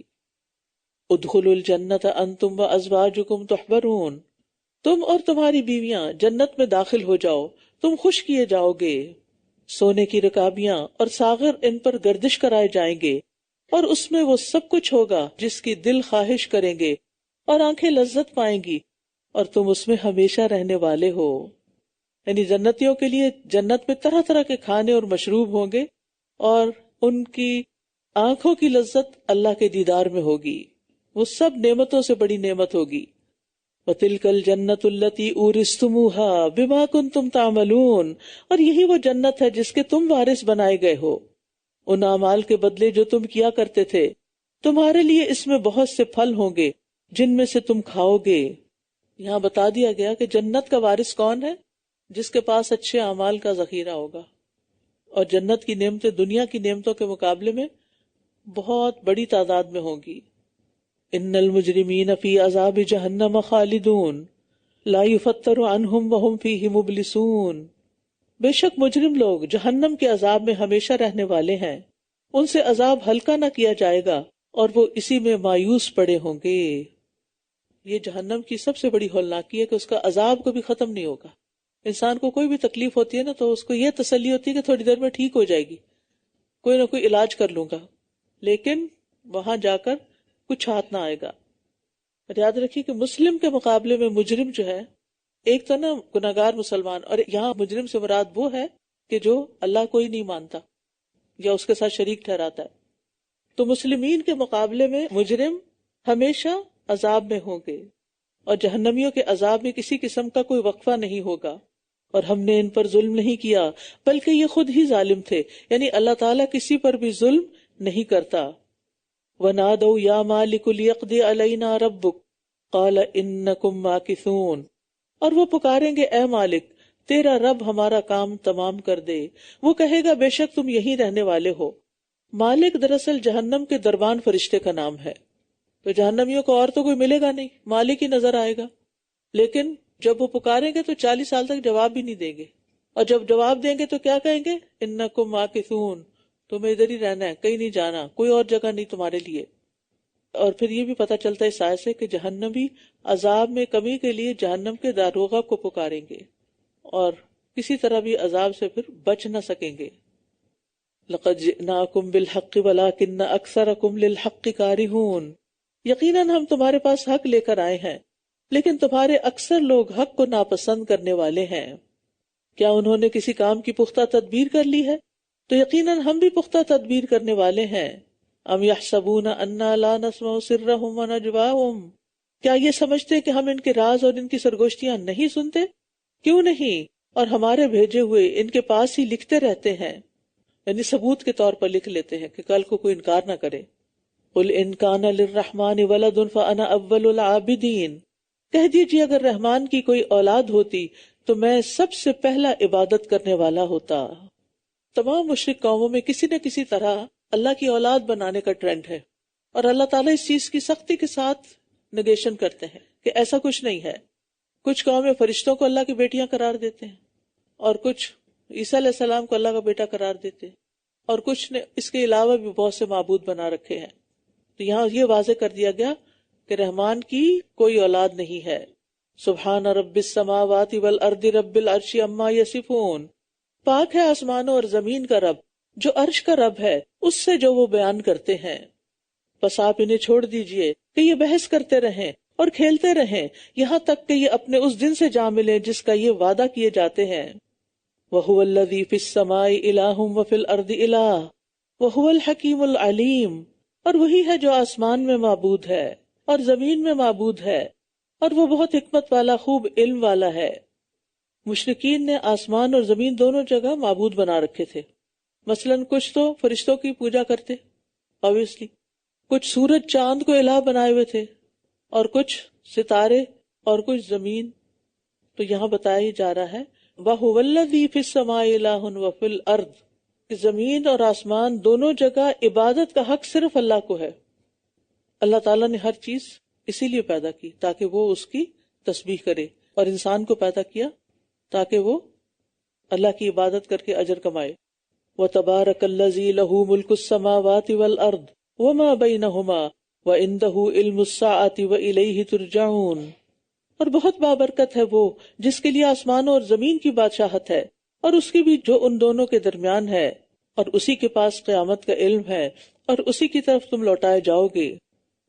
یہ مضمون پھر دہرایا گیا کہ قیامت کا علم صرف اللہ کے پاس ہے، اور جنہیں یہ اللہ کے سوا پکارتے ہیں وہ سفارش کا حق ہی نہیں رکھتے مگر جو حق کے ساتھ گواہی دیں اور وہ جانتے بھی ہوں. اس میں آپ دیکھیے کہ اللہ کے اذن کے بغیر نہ فرشتے سفارش کریں گے، نہ عیسیٰ علیہ السلام اور نہ دیگر مقرب بندے، اور بت اور جھوٹے معبود کہاں سے سفارش کریں گے. جب نیک لوگوں کو بھی اجازت لینی ہوگی تو یہ جو بے جان مخلوق ہے اس کا کیا بنے گا؟ وَلَئِن سَأَلْتَهُم مَّن خَلَقَهُم لَيَقُولُنَّ اللَّهُ فَأَنَّىٰ يُؤْفَكُونَ، اور اگر آپ ان سے پوچھیں کہ انہیں کس چیز نے پیدا کیا تو یقیناً یہ ضرور کہیں گے کہ اللہ نے، تو کہاں سے وہ پھیرے جاتے ہیں. مشرکین کا مسئلہ کیا تھا کہ اللہ تعالیٰ کو خالق بھی مانتے تھے. جب ان سے پوچھو کس نے پیدا کیا تو اللہ نے پیدا کیا، لیکن عبادت اوروں کی کرتے تھے.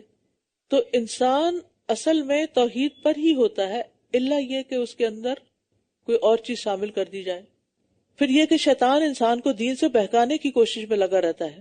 وَقِيلِهِ يَا رَبِّ إِنَّ هَؤُلَاءِ قَوْمٌ لَا يُؤْمِنُونَ، اور قسم ہے رسول کی کہ اے میرے رب بے شک یہ وہ لوگ ہیں جو ایمان نہیں لاتے. فَاصْفَحْ عَنْهُمْ وَقُلْ سَلَامٌ فَسَوْفَ يَعْلَمُونَ، پس آپ ان سے درگزر کیجئے اور کہہ دیجئے کہ سلام ہو، پس ان قریب وہ خود ہی جان لیں گے۔ سورۃ الدخان۔ بسم اللہ الرحمن الرحیم حامیم والکتاب المبین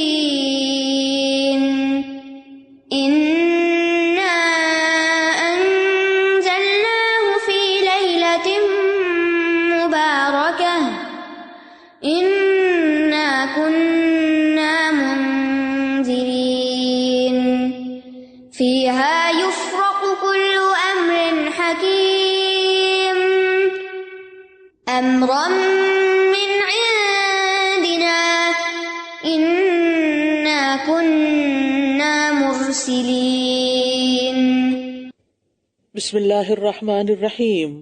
حامیم والکتاب المبین، قسم ہے اس بیان کرنے والی کتاب کی، یعنی کتاب مبین خود اس بات کی شاہد ہے کہ یہ قرآن اللہ کی طرف سے نازل کرتا ہے، یعنی خود ہی بیان کر رہی ہے۔ انا انزلناہ فی لیلۃ مبارکۃ انا کنا منذرین، بے شک ہم نے اسے ایک بہت برکت والی رات میں نازل کیا ہے، بے شک ہم خبردار کرنے والے ہیں۔ یعنی یہ قرآن کی عظمت ہے کہ اللہ تعالیٰ نے قرآن کو بابرکت رات میں نازل کیا، اور وہ کون سی رات ہے؟ لیلۃ القدر، انا انزلناہ فی لیلۃ القدر۔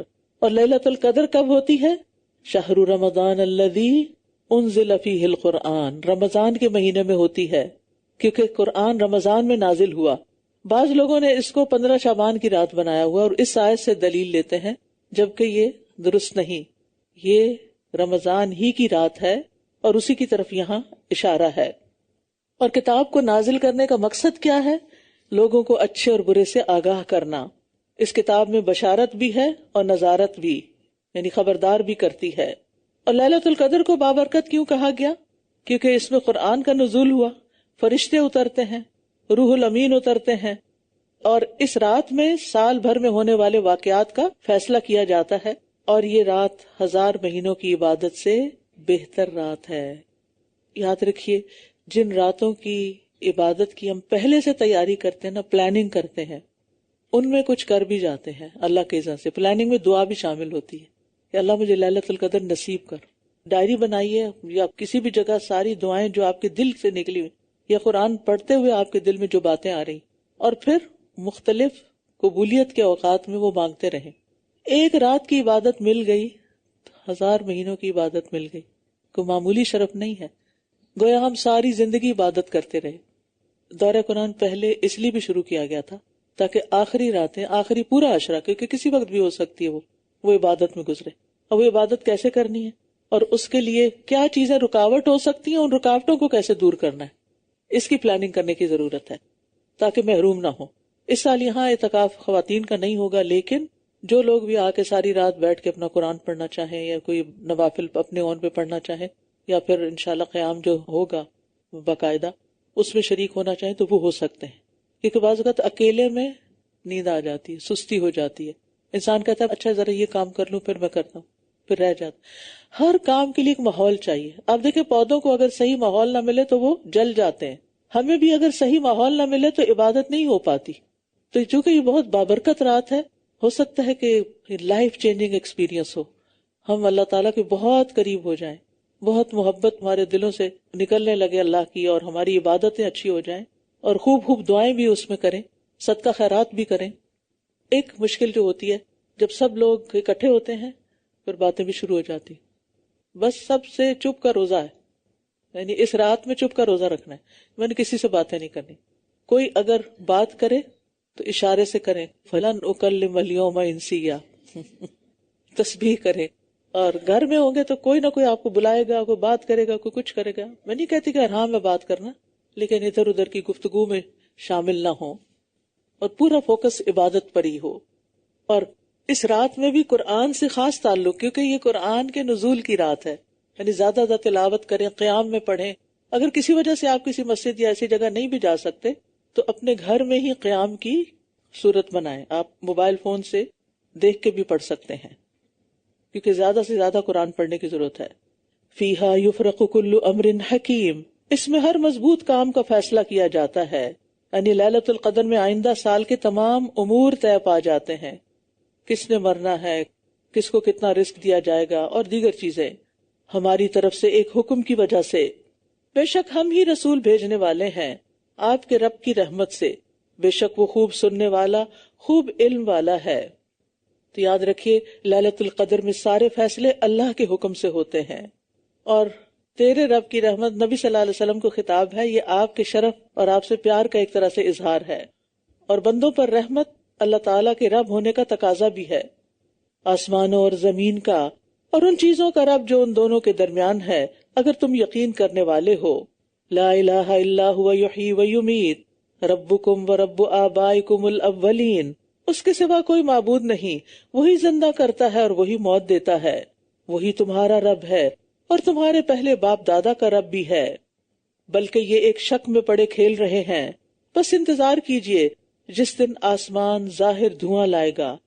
یہاں نبی صلی اللہ علیہ وسلم کو تسلی دی جا رہی ہے کہ وہ دن دور نہیں جس میں ان کی شامت آئے گی، اور کہا جاتا ہے کہ ہجرت کے بعد رسول اللہ صلی اللہ علیہ وسلم کی بد دعا سے مکہ والوں پہ قحط طاری ہو گیا تھا، جس میں ہر وقت آسمان جو ہے وہ دھواں دھواں نظر آتا تھا، اور اس سے مراد وہ دھواں بھی ہو سکتا ہے جو قیامت کے قریب ظاہر ہوگا، وہ لوگوں کو ڈھانپ لے گا، سانس کیسے لیں گے، یہ دردناک عذاب ہے۔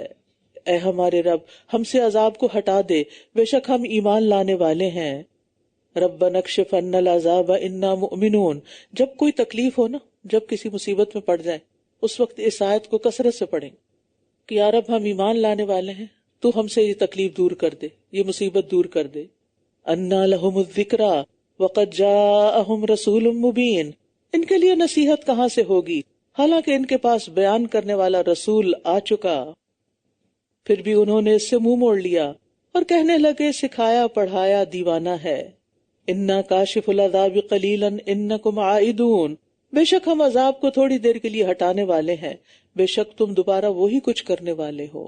استغفر، یعنی یہ بھی انسان کی ایک بڑی ویکنس ہے کہ تکلیف کے وقت میں وہ اللہ سے بڑے بڑے وعدے کرتا ہے، کوئی منتیں مان لیتا ہے اور کہتا ہے اللہ آج کے بعد یہ پھر نہیں کروں گا، بس یہ مصیبت ٹال دے، لیکن جو ہی مصیبت ٹلتی ہے آہستہ آہستہ آہستہ پھر پرانی ڈگر پہ۔ آپ دیکھیں کہ جیسے جن لوگوں کو ایڈکشن کا مسئلہ ہو جاتا ہے ان کو ایک دفعہ نہیں ری ہیب میں لے کے جاتے، کئی دفعہ، یعنی ری ہیب جاتے ہیں، ٹھیک ہوتے ہیں، پھر بڑے وعدے کر کے آتے ہیں کہ آج کے بعد ہم یہ نہیں کریں گے، جا کے کچھ عرصہ اس پہ استقامت اختیار، اس کے بعد پھر ڈیل، پھر اسی مصیبت میں پھر واپس وہیں۔ جس دن ہم بڑی سخت پکڑ پکڑیں گے، بے شک ہم انتقام لینے والے ہیں۔ کہا جاتا ہے کہ اشارہ ہے یوم بدر کی طرف، اور یقیناً ان سے پہلے ہم نے قوم فرعون کو آزمایا اور ان کے پاس ایک معزز رسول آیا تھا، یہ کہ اللہ کے بندوں کو میرے حوالے کر دو، بے شک میں تمہارے لیے ایک امانت دار رسول ہوں، یعنی بنی اسرائیل کو آزاد کر دو، اور یہ کہ تم اللہ کے مقابلے میں سرکشی نہ کرو، بے شک میں تمہارے پاس واضح دلیل لایا ہوں، اور بے شک میں اپنے رب اور تمہارے رب کی پناہ لیتا ہوں اس سے کہ تم مجھے سنگسار کر دو، اور اگر تم مجھ پر ایمان نہیں لاتے تو مجھ سے الگ رہو۔ موسیٰ علیہ السلام کو پتہ چل گیا کہ فرعونیوں کا ارادہ بہت خطرناک ہے اور وہ ان کو ختم کرنے کا، قتل کرنے کا سوچ رہے ہیں، تو انہوں نے اللہ کی پناہ لے لی اور اللہ نے ان کو پناہ دے دی، دشمن غرق ہوئے اور وہ بچ گئے۔ اور یہ آیت بھی وَإِنِّي عُذْتُ بِرَبِّي وَرَبِّكُمْ ایک اور جگہ پر بھی آتی ہے کہ اللہ تعالیٰ کی پناہ لینی چاہیے ایسے مواقع پر۔ فَدَعَا رَبَّهُ أَنَّ هَؤُلَاءِ قَوْمٌ مُجْرِمُونَ، پھر اس نے اپنے رب کو پکارا کہ بے شک یہ مجرم قوم ہے، مجرم لوگ ہیں۔ تو ارشاد کیا ہوا، بس میرے بندوں کو راتوں رات لے چلو، بے شک تم پیچھا کیا جاؤ گے، اور سمندر کو ساکن چھوڑ دو، بے شک یہ ایسا لشکر ہے جو غرق کیا جانے والا ہے۔ یعنی عصا مار کے وہ رستہ بنا تھا نا، تو کہا بس نکل جاؤ، اور ابھی رستہ بنا رہے تاکہ فرعونی سارے آ چڑھیں اس پر اور پھر ڈوبیں۔ کم ترکوا من جنات وعیون، کتنے ہی باغات اور چشمے وہ اپنے پیچھے چھوڑ گئے، اور کھیتیاں اور عمدہ مقامات اور نعمت و آسائش کے سامان جن میں وہ عیش کر رہے تھے۔ اسی طرح ہوا اور ہم نے ایک دوسری قوم کو ان کا وارث بنا دیا، پھر نہ تو ان پر آسمان و زمین روئے اور نہ ہی وہ مہلت دیے گئے۔ یعنی ظالم حکمرانوں کی ہلاکت پر ہر کوئی سکون کا سانس لیتا ہے، کوئی نہیں روتا ان پر۔ زمین و آسمان تو نیک انسانوں کے مرنے پہ روتے ہیں۔ اور بے شک ہم نے بنی اسرائیل کو ذلت کے عذاب سے نجات دی، فرعون سے، بے شک وہ حد سے گزر جانے والوں میں سے بڑا سرکش تھا، اور بے شک ہم نے انہیں علم کی بنا پر تمام جہان والوں پر منتخب کر لیا، یعنی بنی اسرائیل کو، اور ہم نے انہیں ایسی نشانیاں دی جن میں کھلی آزمائش تھی۔ بلا جو ہے مصیبت اور انعام دونوں معنوں میں استعمال ہوتا ہے، یعنی ان پر اللہ تعالیٰ کے بہت بڑے احسانات بھی تھے اور ان احسانات کے اندر آزمائش تھی۔ بے شک یہ لوگ کہتے ہیں کہ بے شک ہماری پہلی موت کے سوا کوئی اور موت نہ ہوگی اور ہم دوبارہ اٹھائے جانے والے نہیں۔ اگر تم سچے ہو تو ہمارے آباء و اجداد کو لے آؤ، کیا یہ لوگ بہتر ہیں یا تبا کی قوم؟ اور وہ لوگ جو ان سے پہلے تھے ہم نے انہیں ہلاک کر دیا، بے شک وہ سب مجرم تھے۔ اللہ نے ان سے انتقام لیا۔ وما خلقنا السماوات والارض وما بینہما لاعبین، اور ہم نے آسمانوں اور زمین کو اور جو ان دونوں کے درمیان ہے کھیلتے ہوئے نہیں بنایا، یعنی بے مقصد نہیں بنایا۔ ہم نے ان دونوں کو حق ہی کے ساتھ پیدا کیا، یعنی مقصد سے پیدا کیا، لیکن ان کے اکثر علم نہیں رکھتے، ان کو پتہ ہی نہیں کہ کیوں پیدا ہوا یہ سب کچھ۔ یقیناً فیصلے کا دن ان سب کا مقرر وقت ہے، یعنی اللہ کے پاس حاضری کا۔ اس دن کوئی دوست کسی دوست کے کچھ کام نہ آئے گا اور نہ ہی وہ مدد کیے جائیں گے۔ دنیا میں تو آپ پر تکلیف آتی ہے تو بہت سے لوگ ہمدردی کرنے والے ہوتے ہیں، مدد کرنے والے ہوتے ہیں، لیکن وہاں ہر ایک کو اپنی پڑی ہوگی۔ کسی کا کوئی قریبی رشتہ دار، غلام، دوست، آقا کوئی کام نہیں آئے گا، کسی طرف سے کوئی مدد نہ ملے گی مگر جس پر اللہ رحم فرمائے، بس اللہ ہی کی رحمت ہوگی۔ بے شک وہ بہت زبردست نہایت رحم کرنے والا ہے، یعنی اللہ کی رحمت یہ قیامت کے دن انسان کو بچائے گی۔ بے شک زقوم کا درخت گناہگار کا کھانا ہوگا، پگھلے ہوئے تانبے کی طرح پیٹوں میں جوش کھائے گا، کھولتے ہوئے گرم پانی کی طرح۔ اسیم سے مراد یہاں پر کافر و مشرک اور قیامت کے منکر ہیں، ان کے لیے یہ کھانا ہوگا۔ پکڑو اسے اور گھسیٹتے ہوئے اسے جہنم کے بیچوں بیچ لے جاؤ، پھر اس کے سر پر کھولتے پانی کا عذاب انڈے لو، چکھو مزہ، بے شک تو بڑا زبردست بہت عزت والا تھا۔ بے شک یہ وہی ہے جس میں تم شک کیا کرتے تھے۔ یہ طنز اور مذاق کے طور پر انہیں ان صفات کے ساتھ پکارا جا رہا ہے، ان کو عزت نہیں دی جا رہی، یعنی جہنم کی مار مار کے ساتھ سخت بات بھی کریں گے۔ ان المتقین فی مقام امین، بے شک متقی لوگ امن والی جگہ میں ہوں گے، باغات اور چشموں میں ہوں گے۔ کفار کے برے انجام کے بعد متقین کا اچھا انجام ذکر کیا جا رہا ہے۔ مقام امین، امن والی جگہ جہاں نہ موت کا کھٹکا ہے، نہ نکالے جانے کی فکر، نہ کوئی غم، نہ پریشانی اور نہ محنت، نہ مشقت۔ وہ باریک اور دبیز ریشم کے لباس پہنے گے، آمنے سامنے بیٹھے ہوں گے۔ یہ اسی طرح ہوگا، اور ہم انہیں بڑی آنکھوں والی گوری عورتوں سے بیاہ دیں گے، اس میں وہ ہر قسم کے پھل بے خوف ہو کر طلب کریں گے۔ بے خوف کس طرح؟ کیونکہ دنیا میں کوئی پھل کھاتے ہوئے آپ کو فکر بھی ہوتی ہے کہ کہیں اس سے سٹمک اپسیٹ نہ ہو جائے، یا کہیں کھانسی نہ لگ جائے، کھٹا نہ ہو، کچا نہ ہو، کئی طرح کے اندیشے ہوتے ہیں۔ وہاں کوئی اندیشہ نہیں ہوگا۔ وہ اس میں موت کا مزہ نہ چکھیں گے سوائے پہلی موت کے، اور وہ انہیں جہنم کے عذاب سے بچا لے گا آپ کے رب کے خاص فضل کی وجہ سے۔ یہی بہت بڑی کامیابی ہے۔ بس بے شک ہم نے اس کو آپ کی زبان میں آسان کر دیا ہے تاکہ وہ نصیحت حاصل کریں۔ بس آپ انتظار کیجئے، بے شک یہ بھی انتظار کر رہے ہیں۔ یعنی قرآن پڑھنے میں آسان ہے۔ جو لوگ عربی بالکل بھی نہیں جانتے، لینگویج سے واقف ہی نہیں، الف بے نہیں جانتے، وہ کس طرح روانی سے قرآن پڑھنے لگتے ہیں؟ نہ صرف روانی سے بلکہ حفظ تک کر لیتے ہیں۔ سورۃ الجاسیہ۔ بسم اللہ الرحمن الرحیم۔ حامیم تنزیل الکتاب من اللہ العزیز الحکیم۔ ان فی السماوات والارض لآیات للمؤمنین وفی خلقکم وما یبث من دابۃ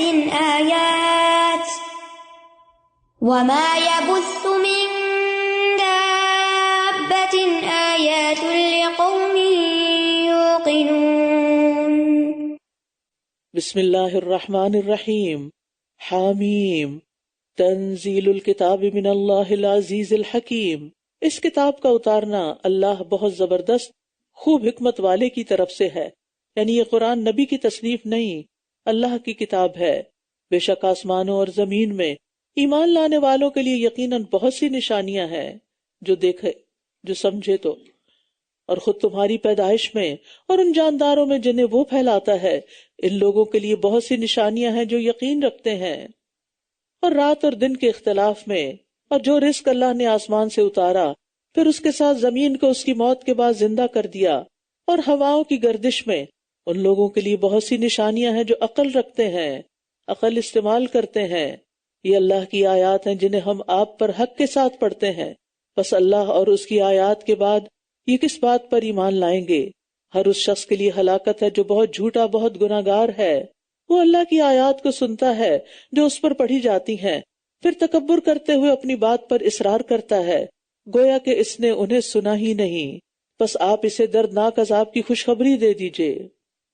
جب بھی اللہ کی آیات سن کے عمل کو دل نہ چاہے تو اس آیت کو یاد کر لیں، اور جب وہ ہماری آیات میں سے کوئی چیز جان لیتا ہے تو اسے مذاق بنا لیتا ہے۔ یہی وہ لوگ ہیں جن کے لیے ذلت آمیز عذاب ہے، یعنی جو آیت سمجھ میں آئے اور جو نہ آئے اس کا مذاق اڑاتا ہے۔ تو ہمیں دین کا مذاق اڑانے سے بچنا چاہیے۔ ان کے آگے جہنم ہے اور وہ ان کے کچھ بھی کام نہ آئے گا جو انہوں نے کمایا۔ دنیا میں جو بھی محلات کھڑے کیے وہ وہاں کچھ فائدہ نہ دیں گے، اور نہ وہ جن کو انہوں نے اللہ کے سوا حمایتی بنا رکھا تھا کہ یہ کام آئیں گے، یہ چھڑا لیں گے، اور ان کے لیے بہت بڑا عذاب ہے۔ یہ سراسر ہدایت ہے، اور وہ لوگ جنہوں نے اپنے رب کی آیات کا انکار کیا ان کے لیے بدترین قسم کا دردناک عذاب ہے۔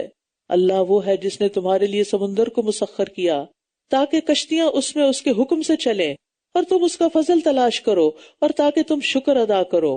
اللہ کی توحید پر کائنات کے دلائل کے بعد یہاں اللہ کی نعمتوں کا ذکر کیا جا رہا ہے۔ اور جو کچھ آسمانوں اور زمین میں ہے اس نے سب کچھ اپنی طرف سے تمہارے لیے مسخر کر دیا۔ یہ سب کچھ انسان کے لیے بنایا گیا ہے۔ بے شک اس میں ان لوگوں کے لیے یقیناً بہت سی نشانیاں ہیں جو غور و فکر کرتے ہیں کہ کس طرح ہر چیز انسان کی خدمت میں لگی ہوئی ہے۔ قُل لِّلَّذِينَ آمَنُوا، آپ ان لوگوں سے جو ایمان لائے کہہ دیجئے کہ وہ ان لوگوں کو معاف کر دیا کریں جو اللہ کے دنوں کی امید نہیں رکھتے، تاکہ وہ ایک قوم کو نہ اعمال کا بدلہ دے جو وہ کماتے رہے تھے۔ ایام اللہ سے مراد وہ تاریخی دن جس میں اللہ اپنے دشمنوں کو سزا دیتا ہے۔ موسیٰ علیہ السلام نے اپنی قوم کو ان دنوں کے ساتھ نصیحت کی تھی، تو کچھ لوگ اس کو مانتے ہی نہیں کہ یہ اللہ کا عذاب تھا، وہ قدرتی حادثات سمجھتے ہیں اور بات کو کچھ سے کچھ بنا دیتے ہیں۔ تو ایسے لوگوں کو اگنور کر دیں، معاف کر دیں۔ من عمل صالحا فلنفسہ، جس نے کوئی نیک عمل کیا تو وہ اسی کے لیے ہے، اور جس نے کوئی برائی کی تو اس کا وبال اسی پر ہوگا۔ پھر تم اپنے رب ہی کی طرف لوٹائے جاؤ گے، اور یقیناً ہم نے بنی اسرائیل کو کتاب اور حکومت اور نبوت عطا کی، اور انہیں پاکیزہ چیزوں میں سے رزق دیا، اور انہیں تمام جہانوں پر فضیلت عطا کی۔ یہ مضمون کئی بار آیا ہے کہ اللہ نے بنی اسرائیل کو بہت سی نعمتوں سے نوازا، اور ہم نے انہیں دین کے معاملے میں واضح ہدایات عطا کی، یعنی علم بھی دیا، ہدایت دی۔ پھر انہوں نے علم آ جانے کے بعد محض آپس کی ضد کی وجہ سے اختلاف کیا۔ بہت سا اختلاف اور اعتراضات صرف ضد کی وجہ سے ہوتے ہیں۔ بے شک آپ کا رب قیامت کے دن ان کے درمیان فیصلہ کر دے گا جس معاملے میں یہ اختلاف کرتے تھے۔ یعنی بنی اسرائیل میں جہالت کی وجہ سے اختلاف نہیں ہوا، علم کے بعد ہوا، اور وہ زیادہ سخت ہوتا ہے۔ پھر دین کے معاملے میں ہم نے آپ کو واضح شریعت پر قائم کیا ہے، بس آپ اس کی پیروی کیجیے، اور آپ ان لوگوں کی خواہشات کی پیروی نہ کیجیے جو علم نہیں رکھتے۔ بے شک یہ لوگ اللہ کے مقابلے میں ہرگز آپ کے کسی کام نہ آئیں گے۔ بے شک ظالم لوگ ایک دوسرے کے دوست ہیں، اور متقی لوگوں کا دوست اللہ ہے۔ واللہ ولی المتقین۔ آج کل رمضان ہے، روزے ہیں، ان کا مقصد تقوی کا حصول ہے، اور جب تقوی آتا ہے تو اللہ کی ولایت، اللہ کا قرب بھی ملتا ہے۔ ھذا بصائر للناس وہدی ورحمۃ لقوم یوقنون۔ یہ لوگوں کے لیے بصیرت کی باتیں ہیں، اور ان لوگوں کے لیے ہدایت اور رحمت ہے جو یقین رکھتے ہیں۔ کیا وہ لوگ جنہوں نے برائیوں کا ارتکاب کیا یہ سمجھتے ہیں کہ ہم انہیں ان لوگوں کی طرح کر دیں گے جو ایمان لائے اور انہوں نے نیک عمل کیے، کہ ان کا جینا اور ان کا مرنا برابر ہو جائے؟ کتنا برا ہے وہ فیصلہ جو یہ کر رہے ہیں۔ ابراہیم بن اشعث کہتے ہیں میں نے فضیل بن نیاز کو دیکھا، وہ رات کے اول حصے سے اس کے آخر تک اس آیت اور اس جیسی آیات کو پڑھتے پھر روتے، کہتے کاش میں جان لیتا کہ میں دونوں گروہوں میں سے کس میں سے ہوں، یعنی سیئات والوں میں سے ہوں یا صالحات والوں میں سے۔ اس آیت کو نام دیا جاتا ہے عبادت گزار لوگوں کو رلانے والی آیت۔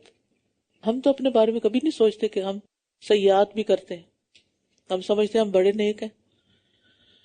اور اللہ نے آسمانوں اور زمین کو حق کے ساتھ پیدا کیا، اور تاکہ ہر شخص کو اس کی کمائی کا بدلہ دیا جائے اور وہ ظلم نہ کیے جائیں گے۔ کیا آپ نے اس شخص کو دیکھا جس نے اپنی خواہش نفس کو اپنا معبود بنا رکھا ہے، اور اللہ نے علم کے باوجود اسے بھٹکا دیا، اور اس کے کان اور اس کے دل پر مہر لگا دی، اور اس کی آنکھ پر پردہ ڈال دیا، تو ایسے شخص کو اللہ کے بعد کون ہدایت دے سکتا ہے؟ کیا پھر تم نصیحت حاصل نہیں کرتے؟ تو اس سے پتہ چلتا ہے کہ آخرت کا انکار وہی کرتے ہیں جو نفس کی ہر جائز ناجائز خواہش پوری کرنا چاہتے ہیں۔ یہ دہریت، ایتھیزم اتنا کیوں پھیل رہا ہے کہ جب ہم یہ سوچیں گے ہی نہیں کہ کوئی خدا ہے دیکھنے والا، اور سوچیں گے ہی نہیں کہ کوئی آخرت ہے، تو پھر ہم پوری طرح دنیا کو انجوائے کر سکیں گے۔ اور ہوا کا لفظ یعنی خواہش کا جو ہے نا، یہ جہاں بھی آیا اس کی مذمت ہی کی گئی ہے۔ سہل تستری کہتے ہیں تمہاری خواہش تمہاری بیماری ہے، اگر تم اس کی مخالفت کرو گے تو تمہارا علاج ہو جائے گا۔ تو کچھ لوگ ایسے ہیں کہ جو ہوا کی پیروی کرتے ہیں، ایسے لوگوں کو اللہ بھٹکا دیتا ہے، خواہشات کی پیروی کرنے والوں کو، اور خواہشات کو روکنے والوں کے لیے جنت کی بشارت ہے۔ اور انہوں نے کہا ہماری زندگی تو صرف دنیا کی زندگی ہی ہے، ہم مرتے ہیں اور جیتے ہیں، اور ہمیں تو صرف زمانہ ہی ہلاک کرتا ہے، حالانکہ انہیں اس کا کوئی علم ہی نہیں، یہ تو محض گمان کر رہے ہیں، کیونکہ ظاہری اسباب پر ہی نظر رکھے ہوئے۔ ایسے لوگ اپنے آپ کو دھوکے میں ڈالتے ہیں۔ اور جہاں تک زمانے کی بات ہے تو زمانے کو برا بھلا نہیں کہنا چاہیے، ایسا وقت آ گیا، ایسا ہو گیا، نہیں، وقت تو وقت ہے، وقت ہے، آپ کا کیا بگاڑا؟ وہ تو اللہ کی پیدائش ہے، اللہ نے کریٹ کیا اس کو، قصور ہمارے اپنے ہوتے ہیں۔ اور جب ان پر ہماری واضح آیات پڑھی جاتی ہیں تو ان کی دلیل اس کے سوا کچھ نہیں ہوتی کہ وہ کہتے ہیں اگر تم سچے ہو تو ہمارے آباء و اجداد کو واپس لے آؤ۔ آپ کہہ دیجئے کہ اللہ ہی تمہیں زندگی دیتا ہے، پھر وہی تمہیں موت دے گا، پھر وہی تمہیں قیامت کے دن جمع کرے گا جس میں کوئی شک نہیں، لیکن اکثر لوگ علم نہیں رکھتے۔ لوگوں کی اکثریت کو نہیں پتا ان کے ساتھ کیا ہونے والا ہے۔ اور آسمانوں اور زمین کی بادشاہت اللہ ہی کے لیے ہے، اور جس دن قیامت قائم ہوگی اس دن باطل پرست نقصان اٹھائیں گے، یعنی شرک اور نافرمانی خسارے کا باعث ہے۔ اور آپ ہر امت کو گھٹنوں کے بل گری ہوئی دیکھیں گے، ہر امت اپنی کتاب اعمال کی طرف بلائی جائے گی، آج تم اسی کا بدلہ دیے جاؤ گے جو تم کیا کرتے تھے۔ ھذا کتابنا ینطق علیکم بالحق انا کنا نستنسخ ما کنتم تعملون، یہ ہماری کتاب ہے جو تم پر حق کے ساتھ بول رہی ہے، بے شک ہم لکھواتے جا رہے تھے جو تم عمل کرتے تھے، تمہارے اعمال لکھے جا رہے تھے۔ اللہ اکبر، جو کچھ بھی ہم کرتے ہیں اچھا یا برا سب ریکارڈ ہو رہا ہے اور محفوظ ہو رہا ہے۔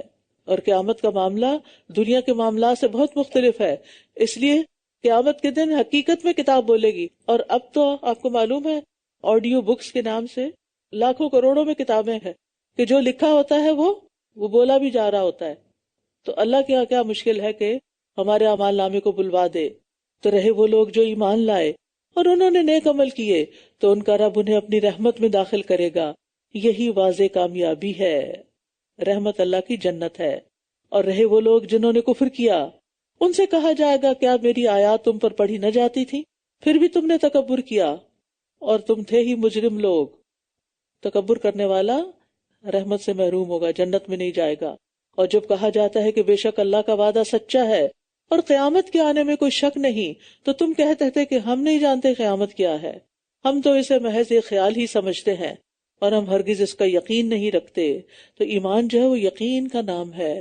وَبِالْآخِرَةِ هُمْ يُوقِنُونَ، اور ان کے لیے ان اعمال کی برائیاں ظاہر ہو جائیں گی جو انہوں نے کیے۔ آج بدلے کا دن ہے، جو برا کیا برا آ جائے گا سامنے، اور انہیں وہ عذاب گھیر لے گا جس کا وہ مذاق اڑایا کرتے تھے۔ اور کہہ دیا جائے گا آج ہم تمہیں بھلا دیں گے جیسا تم نے اپنے اس دن کی ملاقات کو بھلا دیا تھا، اور تمہارا ٹھکانہ آگ ہے اور تمہارے لیے کوئی مددگار نہیں۔ یہ اس لیے ہے کہ تم نے اللہ کی آیات کو مذاق بنا لیا تھا اور دنیا کی زندگی نے تمہیں دھوکے میں ڈال رکھا تھا، تو آج نہ وہ اس آگ سے نکالے جائیں گے اور نہ ہی ان کا کوئی عذر قبول کیا جائے گا۔ فَلِلَّهِ الْحَمْدُ رَبِّ السَّمَاوَاتِ وَرَبِّ الْأَرْضِ رَبِّ الْعَالَمِينَ، بس تمام تعریفیں اللہ ہی کے لیے ہیں جو آسمانوں کا رب ہے اور زمین کا رب ہے اور جو تمام جہانوں کا رب ہے۔ وَلَهُ الْكِبْرِيَاءُ فِي السَّمَاوَاتِ وَالْأَرْضِ وَهُوَ الْعَزِيزُ الْحَكِيمُ، اور آسمانوں اور زمین میں ساری بڑائی اسی کے لیے ہے اور وہ بہت زبردست خوب حکمت والا ہے۔ ایک دن رسول اللہ صلی اللہ علیہ وسلم نے ممبر پر ایک آیت تلاوت کی، وَالسَّمَاوَاتُ مَطْوِيَّاتٌ بِيَمِينِهِ، اور کہنے لگے اللہ تعالیٰ اپنی بزرگی خود بیان کرے گا اور کہے گا میں ہوں جبار، میں ہوں متکبر، میں ہوں بادشاہ، میں ہوں غالب۔ رسول اللہ صلی اللہ علیہ وسلم یہ بات بار بار دہرانے لگے، یہاں تک کہ آپ کی وجہ سے ممبر کانپنے لگا، شیک ہونے لگا، یہاں تک کہ ہمیں اندیشہ ہونے لگا کہ کہیں آپ ممبر سمیت نیچے نہ گر جائیں۔ یعنی آپ اللہ سبحانہ تعالیٰ کی بڑائی اور کبریائی سے اتنا لرزتے تھے۔ اللہ تعالیٰ ہمارے اندر بھی اپنی بڑائی کا احساس پیدا کر دے کہ اللہ سب سے بڑا ہے، تاکہ پھر ہم اللہ ہی کے اطاعت گزار فرما بردار بن جائیں۔ اللہ ہمیں اپنے فرما برداروں میں، متقی، محسنین اور اپنے دوستوں میں شامل کر لے۔ وآخر دعوانا ان الحمد للہ رب العالمین۔ سبحانک اللہم وبحمدک، اشہد ان لا الہ الا انت، استغفرک واتوب الیک۔ السلام علیکم ورحمۃ اللہ وبرکاتہ۔